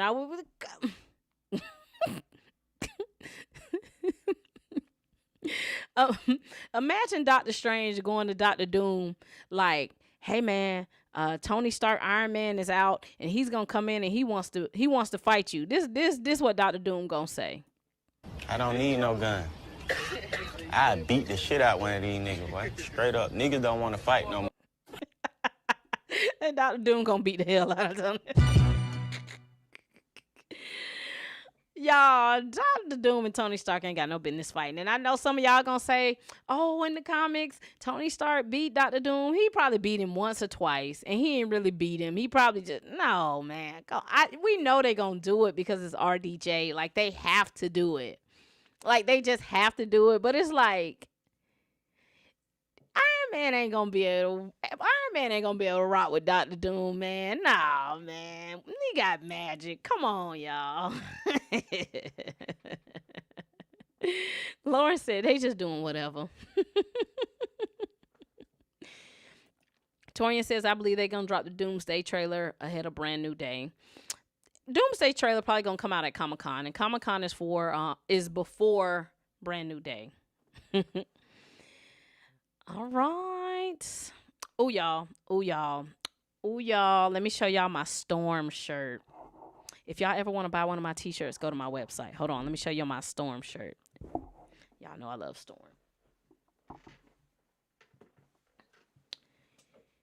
It's only $20 if you're a Storm fan and you want to get it. But I made it. But I had to make it where I'm not like copyright infringement. I don't want Marvel to think I'm, copywriting them. But this is what it says.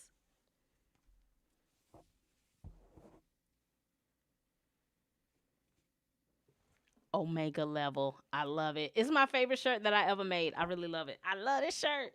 But if you want to get one, y'all go to my website, www.themovielair.com, and you can purchase, I got a bunch of not a bunch. I got a few t-shirts up there. I got like a Storm t-shirt. I got some House of the Dragon shirts, and I also have some Marvel shirts too.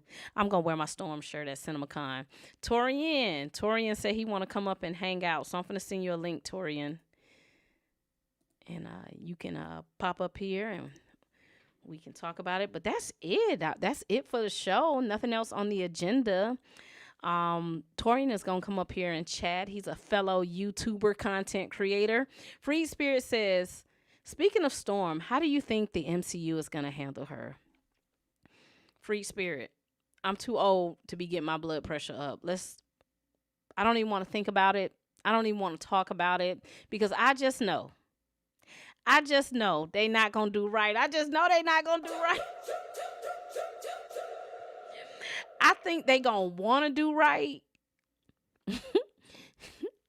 But depending on who the director is, which we now know is Jake Schreier, I don't know. And y'all told me I need to start watching XMen Evolutions. I watched XMen. I have been watching XMen Evolutions. I'm like 3 episodes in. And I know Dan the Man is always like, Storm could be older and everybody else could be younger. So I don't know what they're going to do with Storm. She said last time you tried to show us a shirt, your stream died. Yep, that was the Lord saying, stop being a capitalist. Stop trying to sell shit. You don't need... That was the Lord saying, we in a recession. Why are you trying to sell these people a t-shirt? Stream gone. Stream gone. Lauren said Thunderbolts wasn't all that great. Thunderbolts, they missed the mark on Thunderbolts by not letting Sentry get busy like how he should have. And it's nothing wrong with making a depressing movie. It's okay, but it's like, we just needed one more action scene. We just needed one more. All right, we're finna bring Torian up. Torian, you up, buddy? What's up, homie? What's going on? How are you doing? Highly favored and blessed. That's good. That's good to hear. Now, next time you want to come on the show, you let me know ahead of time, and we can kind of get it all worked up and organized. Like I said, actually I did, because last week I had told you on Twitter, and it wasn't in a DM. I said one of these Fridays I'm gonna come up on the show, and I left the eye emoji. That was basically the hint, letting you know I wanted to come up. You sound like my wife. You sound like my wife. I don't do damn hints. I don't do hints. Just tell me straight up. Don't play them games. Don't be like, one day I'm gonna come on the stream. That's telling me one day you gonna come on. Hit me up. Hey, Tina, man, let's figure out a show together. And I'll be like, okay, cool. Because I'll start working on my shows a week ahead of time. Like when I get off this stream tonight, I'm gonna be working on the stream next week. So I'll be having to know ahead of time. Yeah, just let me know. Okay. Well, nothing much. I had to come on this. I had to come on today because I'm not gonna be available next week. So yeah. But yeah, I really did enjoy all the topics that you spoke on. But as far as, but I really wanted to talk about the Michael one. I think they are undercutting with that domestic one. Okay. I think it's going to surpass that 50-60 million by a huge margin. I wouldn't be surprised if this domestically, I wouldn't be surprised if it can touch damn near 100 million domestically in its opening weekend. It's possible. Because you got to think, they're going to accumulate. You got to think, this movie has almost, literally almost an entire week. They got the early one on Wednesday. They got Thursday, Friday, Saturday, and Sunday. So they got like what, 5 days? Yeah. Yeah. I think, let's see. I think they said Straight Outta Compton made 61. Straight Outta Compton made 61. I think Michael is gonna hit. It's possible. It could hit 100. Yeah. And the reason I said this because remember when Black Panther, the first one came out, they had predicted that domestically it was going to make like 90 million, but that movie made like well over 100 million domestically in its opening weekend. Well, yeah, maybe 100. I think hold on, let me see. I need to look up how much did Black Panther make in its opening weekend domestically, because it was well over 100 million. I think it was maybe near 120 or over 120. Yeah. And it stayed number one in the box office its entire theatrical run. That's crazy. Yeah. Yeah, I think, like I said, it's gonna get a lot of walk-up business. I think it's gonna get a lot of walk-up business for sure. Mm-hmm. And did you see the popcorn buckets that they had for it? Yeah. I saw the popcorn buckets. I saw that. Yep. They got the popcorn buckets. They got the rhinestone cups. Yeah. People love Michael. The most creative one I saw was the fedora bucket. Yep, I saw that one too. Yep. I saw that one too. Yeah, listen, they gonna make a lot of money on those popcorn buckets, them cups. They've already started doing the press run because I know that they said the world premiere is gonna actually be in Berlin.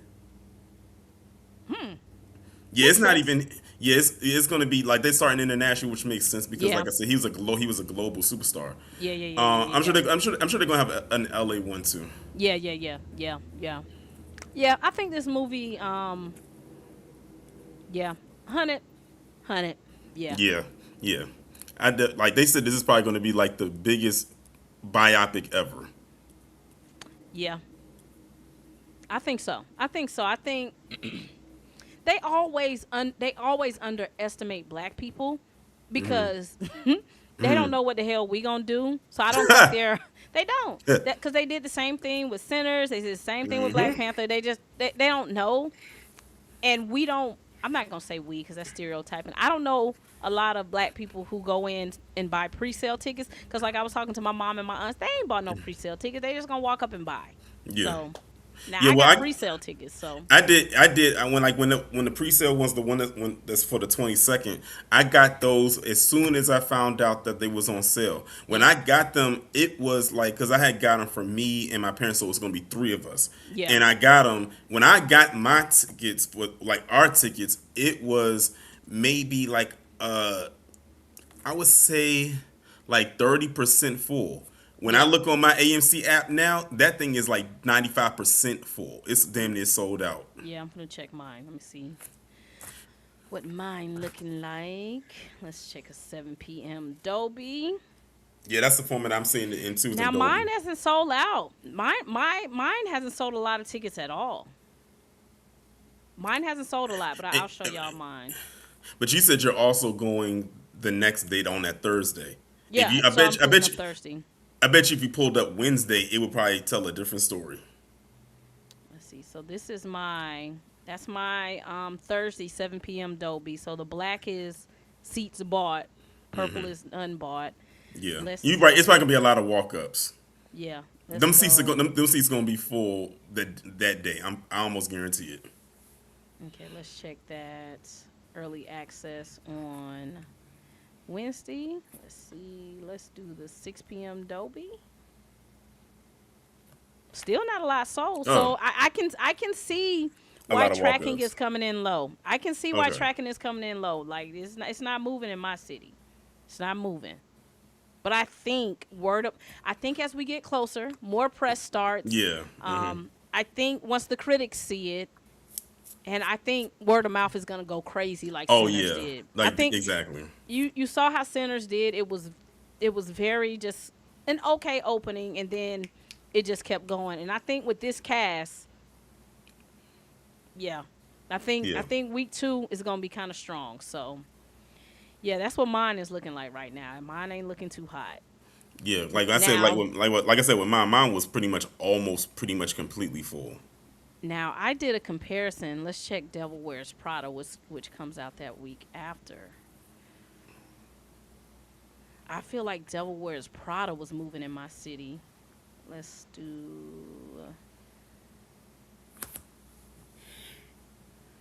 And that's going to be its competition, kind of, because they're coming back to back. Look, people are buying Devil Wears Prada now.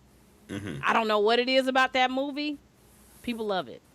Yeah. So we'll see. I think it's going to be a lot of walk up traffic for me. That's all. Well, I think this is how I'm gonna do it. I think I'm gonna see it like in the Dolby format. That's the early access and everything. Like that's like the diehard fans right there. But then probably that weekend I'm gonna go see it again with the cousins. You always got to see a black movie in the hood. You got to do it. You got to do it for the culture. I mean, I did it with Black Panther. I did it with Sinners, and I'm gonna do it with this because it's a different. It's a different vibe, and you already know. Like we already know how that is. But one thing I had asked you in the chat, you probably didn't see it, is, are you dressing for the occasion? Probably not.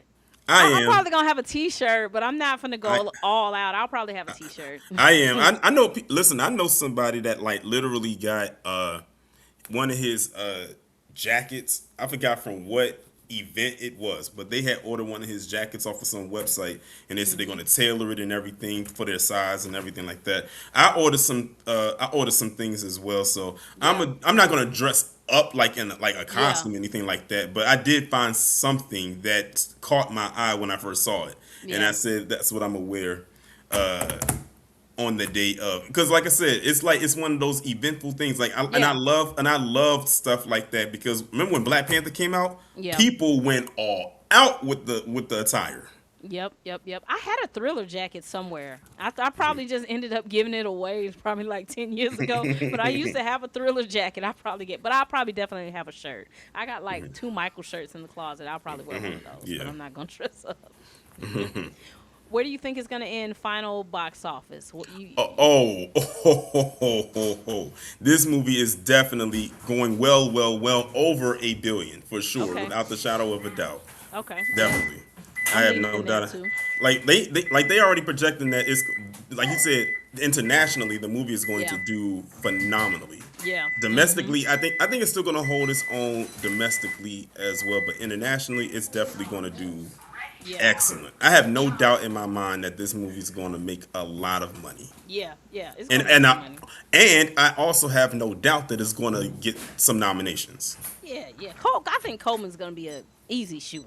One thing I know for a fact they're going to get nominated, and as far as technical side goes, is the makeup.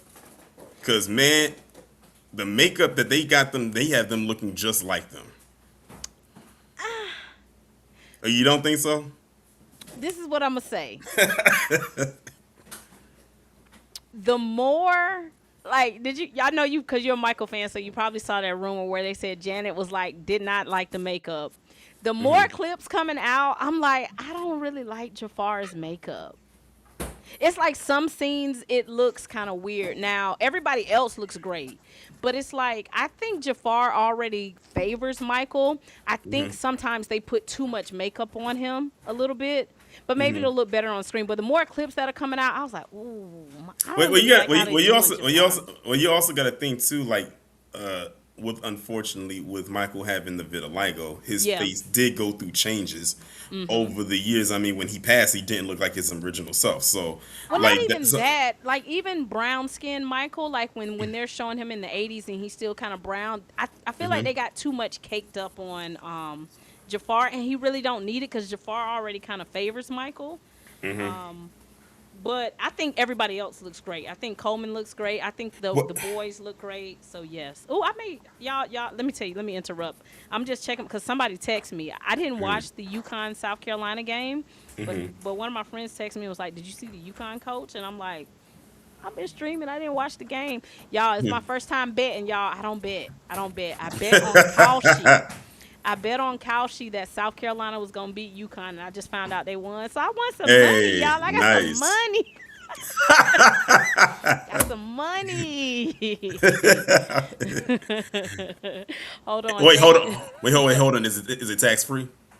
Nah, you know you're gonna pay Okay. taxes. They not gonna Okay. let. Well, listen, I don't bet, but I'm gonna assume the government gonna want their money, so they not gonna let it go. We got a super chat. Hold on. Let me see who sent this super chat. Where did it go?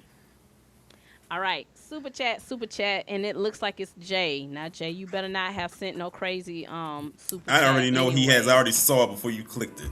Okay. Let me find it here. Where did it go? What is going? You still there, Torian? Yeah, I'm still here. Okay, just making sure. My thing is acting kind of funky here.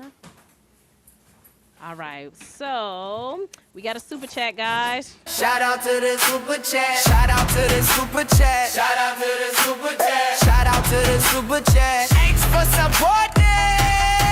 I like that. I like that.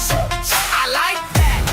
Thanks for supporting. I like that. Shout out to the super chat. Thanks, Jay. Thanks, Jay, for sending the super chat, even though you're a pain in my butt. So Jay says, Torian getting a perm, gold zip jacket, tap shoes, and pulling up to the theaters in the same car that Steve Urkel drove on Family Matters.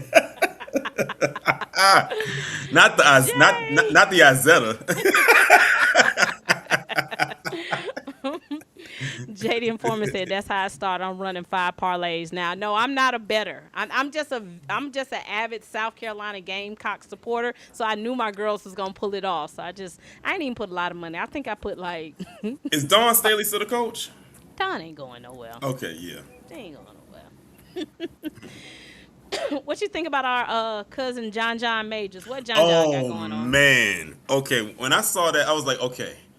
I'm not surprised about the people like down there picketing the whole thing because, and honestly, I would probably be in support of it because it's Ben Shapiro. But you picked up on something right as I was getting ready to type it in the chat, but I didn't finish it because you said it ahead of me finishing typing the statement, and that was how Deadline framed that article and said Jonathan Majors movie. I'm like, hold on, I see what y'all doing. That's not his movie. That is a Ben Shapiro Daily Wire production. That's more of his movie than Jonathan. Jonathan is just acting in it. But I see what they was doing with that. So they putting him right there so that he catches the slings and arrows. But that fall out the window, that is crazy. I mean, it's one thing to hear about it, but to actually see it, especially when you're not expecting it. Like when you know, hey, I'm finna fall out the window, you can kind of prepare yourself and brace yourself for it. Yeah. But that. Yeah, like, and you said 6 feet. Yeah, 6 feet is high. Yeah. 6 feet is pretty. Like, think about it. If you're in a pool and you see it in 6 feet, 6 feet is fine when there's water in the pool, but with it being a waterless pool, that impact is going to hit different. Yeah. Lawrence said his name is attached. I get that Jonathan Majors' name is attached, so you want to attach the celebrity. But it's not like we're working with an unknown producer. Ben Shapiro has a name, too. Ben Shapiro is not like Bobby Smith working for Universal. We know who Ben Shapiro is. Y'all could have put Ben Shapiro name and picture on there. Y'all don't put Jonathan Majors. That's why I'm telling you. I talked about it months ago. I'm like, anything that goes on with this movie, your face gonna be on it. Exactly. I said the same thing because I did a live about it, and I said if anything goes wrong with this, like they're gonna make sure Jonathan Majors catches all the heat before Ben Shapiro does. Yeah. Because while Ben Shapiro, like you said, is a recognizable name and face, more people know Jonathan. Yeah. Like yes. When I said then I'm curious. Well, Dre. I know Dre. He's on vacation right now, but I'm curious what because I know he's gonna have something to say about this when he gets back. So I'm very curious of what he's gonna say about this the next time he goes live on his channel. Yeah.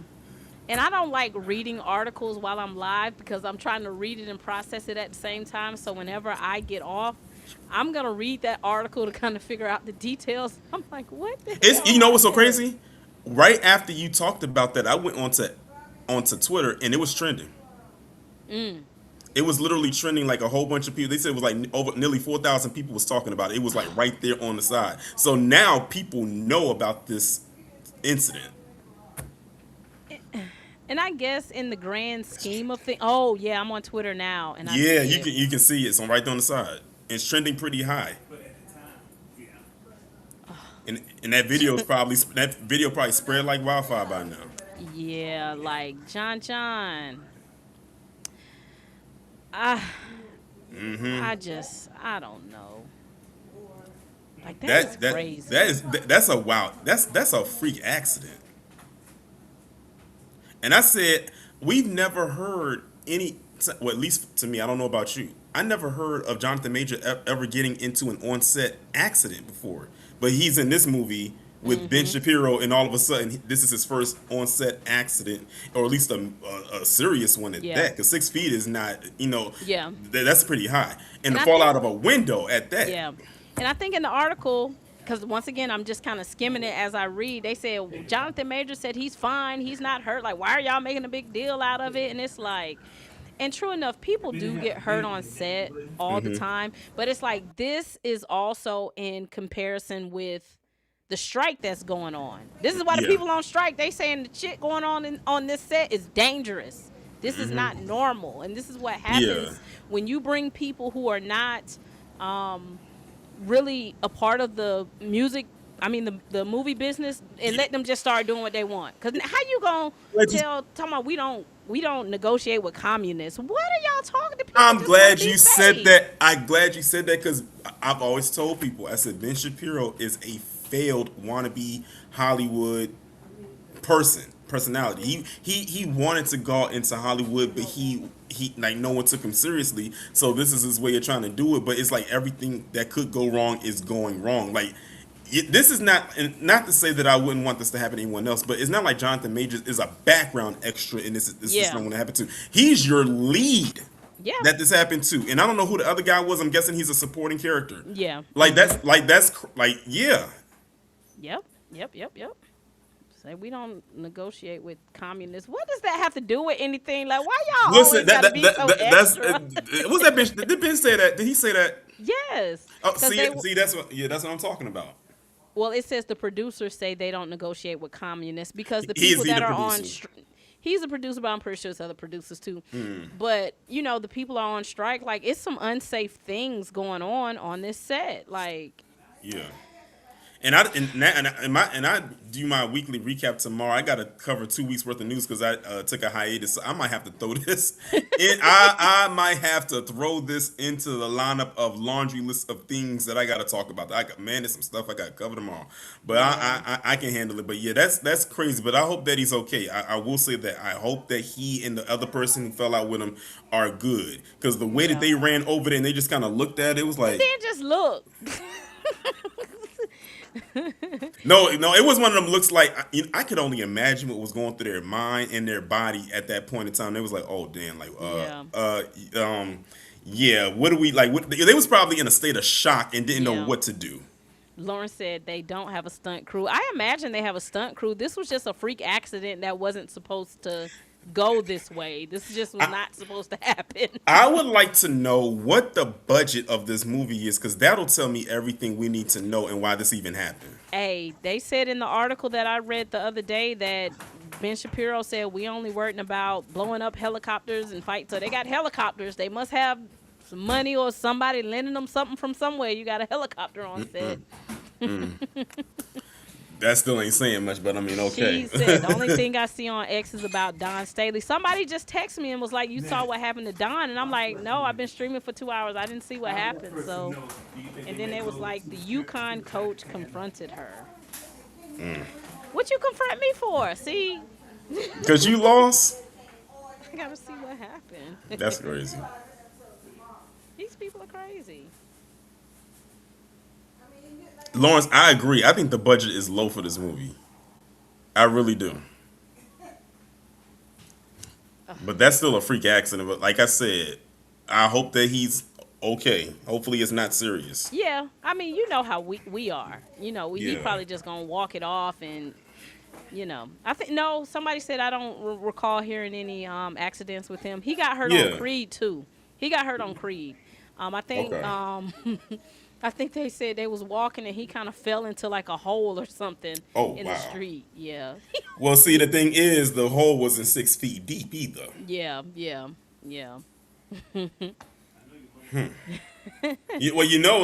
Speaking of onset injuries, Sophie Turner, she got injured on that Tomb Raider set. I saw that too.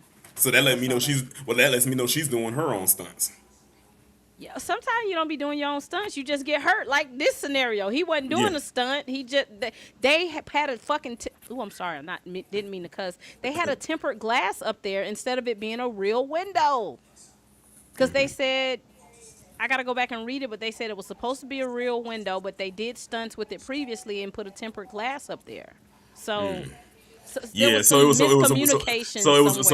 was a weak glass because I'm like when I looked at them I was like they fell into that glass and it shattered too easily. Yeah, it's tempered glass. Even with two bodies hitting it, it should not have shattered like that. At most maybe crack, but to shatter completely like that is crazy. And it looks kind of modern, doesn't it? Like their clothes. I was thinking this was gonna be like an old school like war movie, like maybe a period piece, but they look kind of modern there. So. Lauren said Gemini says the budget is $2 million. There you go, low budget. There you go, low budget. I said if this money is coming out of Ben Shapiro's pocket, he ain't paying that much. He ain't paying top dollar. And my thing is, how do you make your money back if you're gonna put it behind a paywall on the Daily Wire? Remember when he did that Little House on the Prairie or that Prairie, whatever that name of that movie was with Gina Carano? They only made like $800 something. Yeah, $800 something domestically. Yeah. Oh my God. Lauren said they do some of their stuff like Letitia Wright got injured on Wakanda Forever and Tom on Brand New Day. Yeah. I don't know. But the thing about it is, those had way bigger budgets, and they had a crew on set. They had the best medical care. I don't know what Jonathan is going to have with this set. They might they probably say just put a Band-Aid on it, and just walk it off. Do not like to fly. That is why, like, sometimes I just don't go to like screeners. Sometimes they'll have screeners in like Atlanta. I don't like to fly. Okay. So I'm doing this for the chat. I'm going to CinemaCon to be the representative for the black folks. It's me and Straw Hat Goofy. Who else be going? What other black people y'all see at CinemaCon to come back and bring us the content? Who else? Straw Hat Goofy. Who else do y'all see that goes? That's black. The boys over at Spoiler Kings went. Who else? Can we think of anybody else that goes? I can't think of none. Except for Straw Hat Goofy. So I'm going so I can tell y'all the real shit. You know what I'm saying? I ain't finna go over there and sugarcoat it. I'm be like, y'all, I don't know. Now, is CinemaCon, is that something you get invited to? No, you can go. If you just want to go as a spectator, you can go. Okay. Mr. A says, Tina, CinemaCon organizer going to be scared when she do the research from the email I sent her. Mr. A, what you talking about? Like, don't get us caught up in no conspiracy. What you... Lauren said, just don't do Spirit and you'll be fine. No, I'm on Delta. Okay, good. Be safe. It's a 4-hour flight, y'all. My nerves are going to be so bad. I hate flying. And not only that, not only with the 4-hour flight, but then you got to think about the time difference, too. You're going from the East Coast to the West Coast, so... I know that's how I was when I went to Vegas for the first time last year, and it's like it kind of threw me off because I had went and it was on I had landed. It was on a Sunday, and that's when season 2 of Last of Us had just started. So it was kind of weird watching it at 6 p.m. instead of 9 p.m. I'm like, it's light outside and it's dark over here, so it kind of threw me off a little bit. Yeah. But I'll let y'all know if I'm gonna go live next week because I'm flying out Saturday. So I'll probably spend Friday prepping. But if I go ahead and get all my stuff together ahead of time, I might still can go live. Lauren said Vegas is dusty. I can do it. I can only do it at night. Yeah, the Vegas vibe is way different at night than it is during the day. So I will give Lawrence that. Like it's like in the daytime you see all the craters. I'll put it like that. At night everything's kind of underneath a veil. Yeah. Mr. A said, I'm from Miami. I did that before as well. Mr. A, you be sounding like you be sending threats to people. Don't get me caught up in no conspiracy. This interstate commerce. I don't now. I wholeheartedly agree with Lawrence. If you have time, see the Michael Jackson 1 Cirque du Soleil. Is it okay? Let's see. It is so. Let me tell you, that is one of the best shows I have ever seen in my life, and I promise you, you are going as a Michael Jackson fan, you are going to love it. Let's see. Y'all want to hear a funny story? So, I decided I was gonna go to CinemaCon maybe October of last year because I bought my tickets. So I told my wife. I was like, yeah, I'm gonna let you know ahead of time. I'm going to Vegas in April, and she was like, oh, when we going to Vegas? I said, no, not we. I'm going to do movie stuff for work. She was like, no, so when are we going? So I'm like, girl.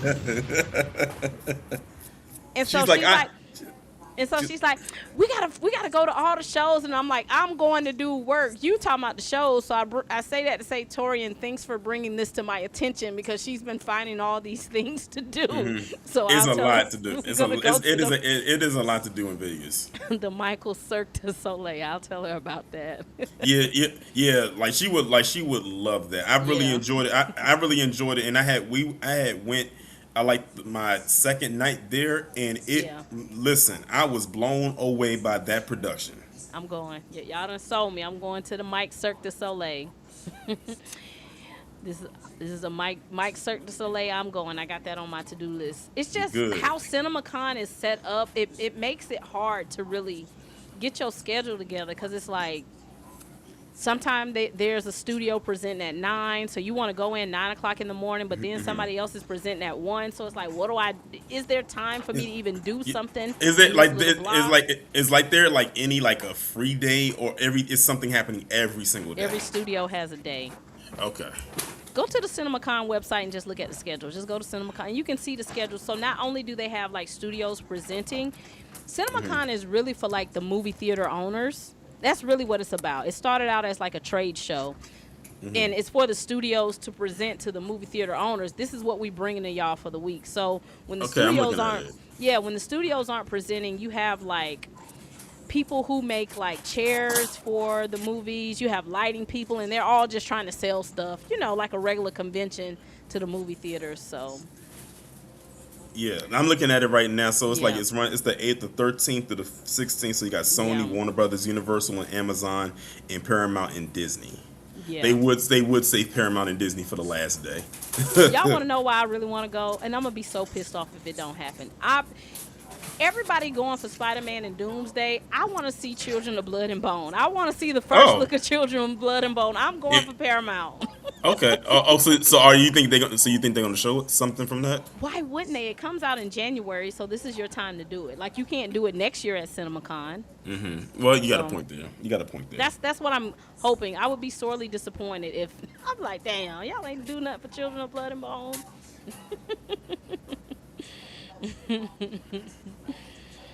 But my streams are not as large as Torian's. Torian's be having tens and 20 of thousands of people in there. Oh God.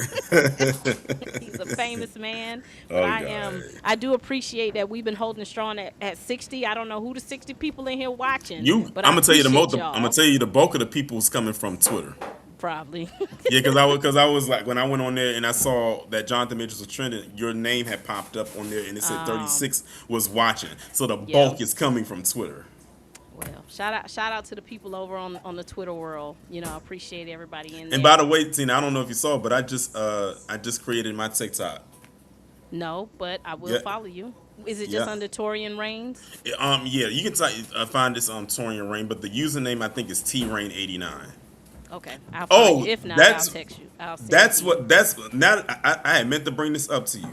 Did you hear about what happened with that filmmaker Nina Lee? Yeah, I think I talked about it last week about how they're betting on Yumi and Tuscany in order for her movie to get pushed forward. Exactly. Yeah. I talked about that on TikTok. Yep. That's the game. We talked about that earlier, though. That is the game. It's unfortunate. And I said what got me is the fact that she has no attachments to that movie at all, but they're banking on that movie to do well, just so the studio can move forward with her movie. Yeah. JD Informant said if you had Rumble, you would be popping. Are you on Rumble, Torian? I am. That's where I do my True Crime Sundays at because of copyright. So I can't do it on YouTube. So I'm on Rumble. I'm able to do it. As a matter of fact, last year I did a Black Music Month celebration, like a jam session. I did it on Rumble. Man, you should have, Tina. You should have been there. You would have loved it. We was on there for 6 hours. Oh my gosh. So let me ask you. So when you went to Rumble, how did you build your audience, your Rumble audience, or was it that your existing people was already just like going to Rumble? I like some of the a lot of the people that follow me on Rumble are also subscribed to me on YouTube. I only have on Rumble, I only got about 360 subscribers. Okay. Honestly, because I only go live on Rumble every 2 weeks. Yeah. And that's only when I do my True Crime Sunday. So it's not like it's not like I use Rumble like I use YouTube. Yeah. Okay. I may look. It'd be hard enough me keeping up with Twitter and YouTube, but y'all, I can't keep up with all these sites. And I know on TikTok you gotta have 1,000 followers before you can go live. So once that happens, then I can incorporate that with the StreamYard and go live over there. But I'm gonna tell you something. The TikTok algorithm is different. It's crazy how fast you can get engagement over there when you're brand new. I only got 60 followers over there, and with the numbers I've been doing with the 4 videos that I've uploaded so far, you would have thought that I had at least 5,000 followers. Yeah, I'm gonna follow you over there. And I don't stream on TikTok. This is the thing about TikTok. They want you to stream on your phone. In order to stream on the computer, you gotta have more than 1,000. I want to say you gotta have a lot more, and then you have to get a code. It's some weird shit. But if you want to stream on your phone, you can do that pretty easily. So that's why I don't stream over there. But yeah, they want you to have maybe 10,000, maybe 15,000 to unlock the ability, so you can put it through StreamYard. Otherwise, you only had an option through your phone. It's so stupid. I don't understand why they do that, but. Okay. Well, for the 60 people that's here, y'all make sure y'all go follow the homie Torian if you aren't. I know we probably have a lot of cross customers that kind of view us all, but if y'all are not following Torian, y'all go follow the homie. It's 10 o'clock. I gotta go find me something to eat. Any final words, Torian? Well, like I said, I'll just be doing my weekly recap tomorrow. Like I said, we got a lot of things to discuss. We got 2 weeks worth of news and foolishness. It'll be tomorrow at 12 noon Eastern time. I will check it out. Tomorrow is Saturday? Yeah. Yep. Yeah, I'll check it out. All right, I'm gonna drop you off, Torian, and I'm gonna get up out of here. Thank you for stopping by, buddy. No problem. All right, y'all. I'm finna get up out of here. I appreciate y'all for always coming in, hanging out with me. Some of my oldies and goldies like Lawrence, Jay, Mr. A, S. Jadix, Sheed. Who else am I missing? Mr. A, Andre Ware, appreciate it. JD Informant, Troublemaker, Free Spirit, I appreciate you. Dan the Man, and yeah, man, I gotta get up out of here. I gotta go find me something to eat. Appreciate y'all. Man, I love being black. I love y'all.